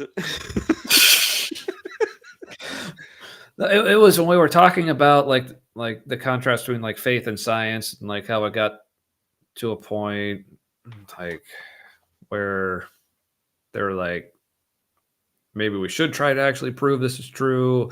Yeah. I think it like that was it. So where faith and like a lot of religions were like, there's all these things we just can't explain. So we're going to, not necessarily in the sense that we currently think of as like a factual scientific explanation, but more like, look, this is something we can't explain. Hey, let's make some stories to try to make sense of it. Yeah, because we need to make sense of it Yeah. because we're like Right. we're wondering if we should still be alive right now. Right. But they were like, but this is just such mysterious stuff that's clearly beyond us. So this has got to be supernatural because it's just like way beyond what we can comprehend. But then all of a sudden, like science comes along and like, hey guys, we're able to actually explain some of this stuff now. but then now religions are like, maybe this is why religions are so like basic. I guess one way to put it is like addicted to mystery. Because that's the only place it survives anymore. It's like they need it to be mysterious. Otherwise, because once you get into the realm of actually examining it like critically, it fails. So they're like, we need it to be mysterious. So isn't it great that it's mysterious? Again, like when it comes to like bigger questions like this, like, no, it's fucking not. I also kind of think we need like spiritual language to discuss the mysterious because it's the only language we've developed to discuss that. I don't think we need like religious language or religious structures to explore the mysterious. But there's like some spiritual language. I don't know, phrases or terms like energy, like. No, we don't mean people don't mean actual energy. Like if I said the energy in the room felt like this particular way or whatever. Mm-hmm. Like that experience of sensing that. Yeah. When nobody has like directly expressed it to you, like that's a real thing that we like. I think nearly everybody can relate to. It's not a tangible, measurable thing. So. Right. So we like there's some spiritual language and vocabulary that kind of like it bleeds into mysterious things. And I do think exploring mysterious things and finding language that like helps us describe it to other people the best way we can is a way of refining like the edges of science that we aren't yet able to like do actual research on because it's too far out there or like I have a book that I want to finish. Damn it, I love this book and I want to finish it, but I think I'm like afraid to finish it because I'm like, oh no, I'm done with the book, what do I do now? It's a book called Art in Physics, and artists have tended to the trends in art are precursor to the scientific discoveries that follow, and art is kind of like an appreciable form of the artist's spirituality or their spiritual experience, or their like trying to put their experience of reality as they see it in a way that you'll understand. And so I gotta go back through it, but the major progressions like the Renaissance and then like Cubism and like all the like different things, like all these major trends preceded discoveries in science that like in retrospect are like they were basically painting what was discovered next. Yeah. So I think spiritual language is an important part of getting at truth before we know how to. Yeah. It's part of the process, but Yeah, like we've said before, it's but like don't the camp out danger there. Come on. right. Yeah, the danger is when you think that step in the journey is the destination. Yeah, Like faith is for that's quitters. where yeah. Yes. I like that. I want that on a t-shirt. What was that flag you were wanting? Catharsis awaits. Yes. Catharsis awaits, faith is for quitters. I, Yeah. I think we just invented my life philosophy right now. Yeah. So, Thank you, Hurricane Milton. see, Greg was right. It all did work out for the for the best. I'm so glad all those people had to suffer in the future that hasn't even happened yet. That's going to be like years. Yeah, Neat. and there are probably people suffering right now too for your benefit. So. Oh, I'm sure, even dying in some places. Yeah, and I salute them. God, this is so terrible. Like, how is this? Clearly, yeah. like, this is for people who haven't been through tragedy. Yeah,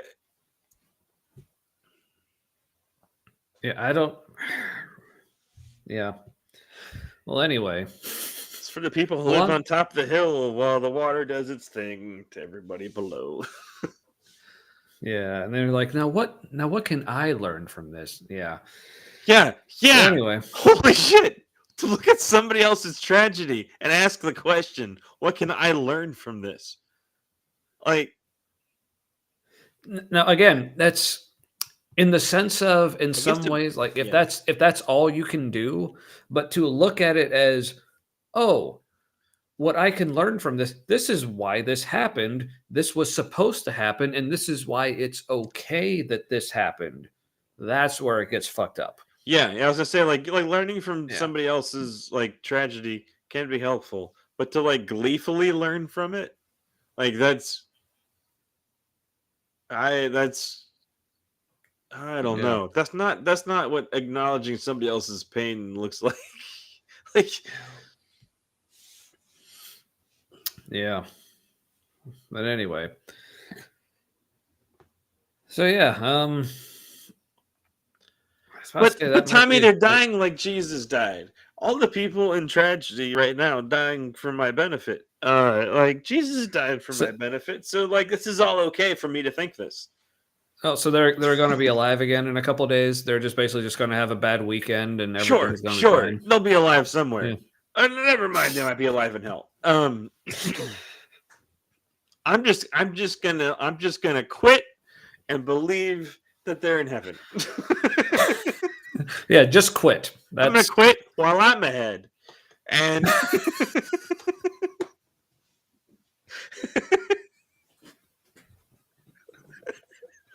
no, that's basic. That's apologetics. Everyone quit while I'm ahead.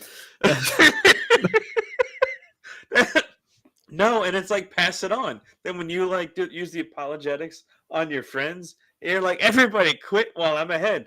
It's like this weird like pyramid scheme of gloating. Oh fuck. Oh man. Well, there's some diamonds right there, some gems. Yeah.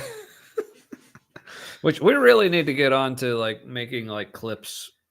Yeah, I think this weekend I want to pull some stuff out. Or like it's like the universe is talking when we're talking, and we're like, oh, that was synchronicity. Yeah, so thank you for the people who did like I've been watching the viewer count. We've actually had some people who've like been like sticking it out for quite a while here. So we appreciate that. Yeah. No, it is like nice to process things with other people because like the worst storms the earth can produce. Like, let's Mhm. go through this together, however we are. Yeah. Yeah. Like I said, as much as we love like having interaction, like we said, like we also understand if people don't feel comfortable like interacting. Like we just like we said, like we see you, we're just glad you're here. Yeah. Like I said, like we always said, we'd be doing this even if no one was watching, and that because that's actually been the case several weeks. Yeah. And also, we totally But were. Like, looking back on it, like, if people were, like, listening to us talk on your porches, they would have been oh like, yeah, when we just be hanging out, yeah. yeah, it's like, tell me you're neurodivergent without telling me you're neurodivergent. Like, we were basically doing podcasts with no one listening. Like, it wasn't even possible because we were just sitting in rocking chairs. Yep. With no one around except when there's- for the random drunk person who thought we were super lame because our pipes just had tobacco. I was just in it. thinking about that, except for, like, basically when the chat walks by and was like, hey, they're like, you smoking weed or whatever the question was, because we were smoking pipes Like, with yeah, we had tobacco. pipes. Yeah. I remember like like, oh hey, what you got in those? And we're like, it's tobacco. I remember like she like full stopped on the sidewalk and looked at us like, and then It was sorry, like, but this is literally oh. what she said. That's the gayest thing I've ever heard. I've blocked out that part, but that's hysterical. Like, it's a tobacco pipe. You're an idiot. Yeah, it's Just like, and and like, based on weed like the pipes gay, don't even look like this. What the fuck is your problem? and also like based on the gay people I've known, I take that as a compliment. So, And like, really not. Also, like, really not the gayest thing. Like, that's like the most Republican thing we could have been doing at the time. Really. no, see, having like a tobacco pipe, like no, the gayest thing you've ever heard if this was a dick in my mouth, not a pipe.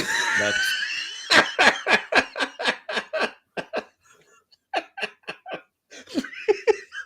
I remember now, like, being so confused when she said that. Also delighted. yep.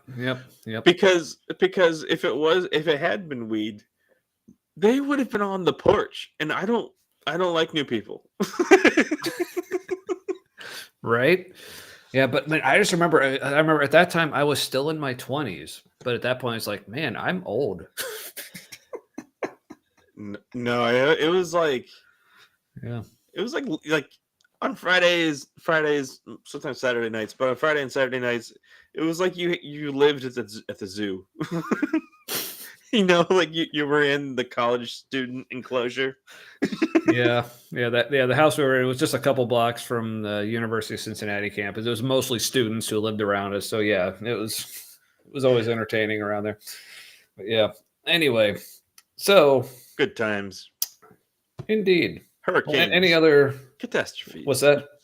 Yeah. Like, getting my brain back on track. Yeah. All right. Well, again, thanks for everyone who was watching, and again, people who are watching later. If you want to like leave some Holy comments, shit. feedback. We went long. Yeah, especially for like literally like earlier today. It's like I don't even know what we're going to talk about tonight. And I was like, oh, let's just do some videos because I can't think of anything else. But yeah, this turned into a thing. I dug it. Yeah. Yeah, no, it was great to process the like state of natural disasters and how woefully inadequate apologetics are for giving us any kind of answer. And by doing that, like, Yeah. I think it helps me combat some of like the programming from Christianity. Yeah. For sure. Because it's real easy to get back in the groove of like assuming things to be the case, like assuming it's for the greater good, like that kind of stuff. It's like I don't. Mm-hmm. The more real thing is I don't know that. Like, yeah. Like any changes we make to climate policy now, we're kind of like, that'll help our grandkids. Like that's, right. Yeah. And that kind of long-term thinking would be fantastic for the West, like West Asia and the East, like Far East, like that's been thinking about your ancestors has been, like part of their culture.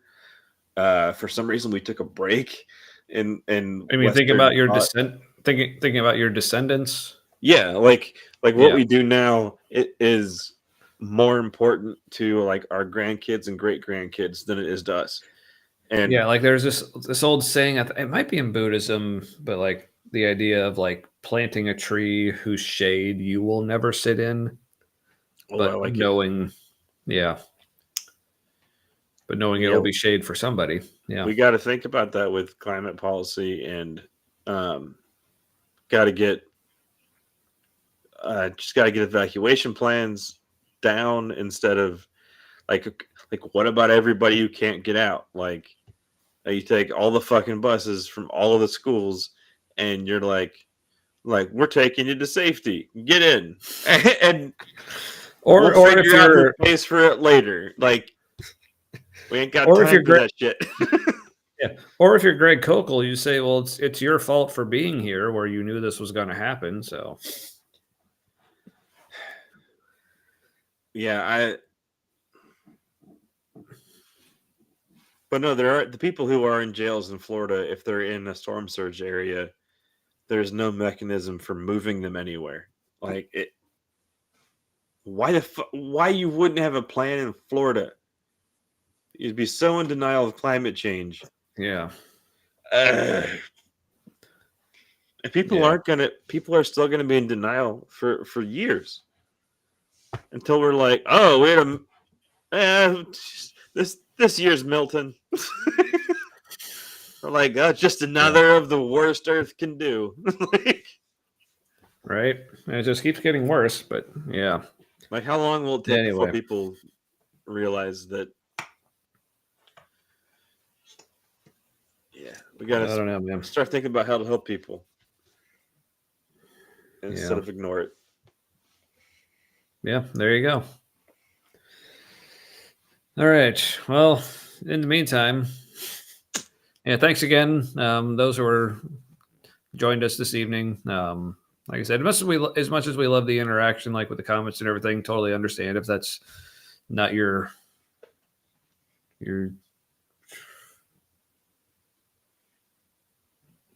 Not your I want thing. to say like It's not your thing, but there's another word. I want to say not your jive, but that's not the thing.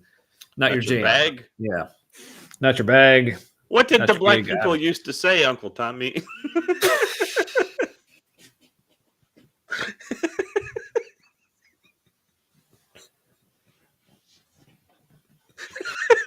I have no idea, apparently.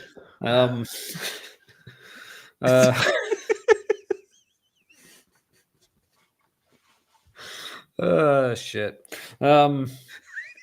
So yeah. So we appreciate you sticking it out with us through that, and thoughts with the people who are sticking it out down in Florida. I wish there was more I could do at the moment other than just talk about things and try to be lighthearted about how horrible things are. But humanity will get through it. We'll lose people along the way, and we should mourn that. Yeah, and not say it's actually good that this happened. But yeah, no, that's up for our grandkids to decide. Yeah, leave it to them. Well, anyway, so yeah, we'll be back next week with some other things to talk about. Also, in the meantime, totally unrelated, I'm still debating, honestly, whether I want to grow the beard back.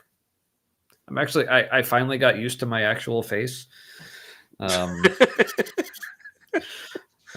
So yeah, maybe that, like, leave a comment. Let me know if I should like keep it going. I probably will still try to grow it out, like at least through the winter, just see what I think about it. But yeah, if you warm.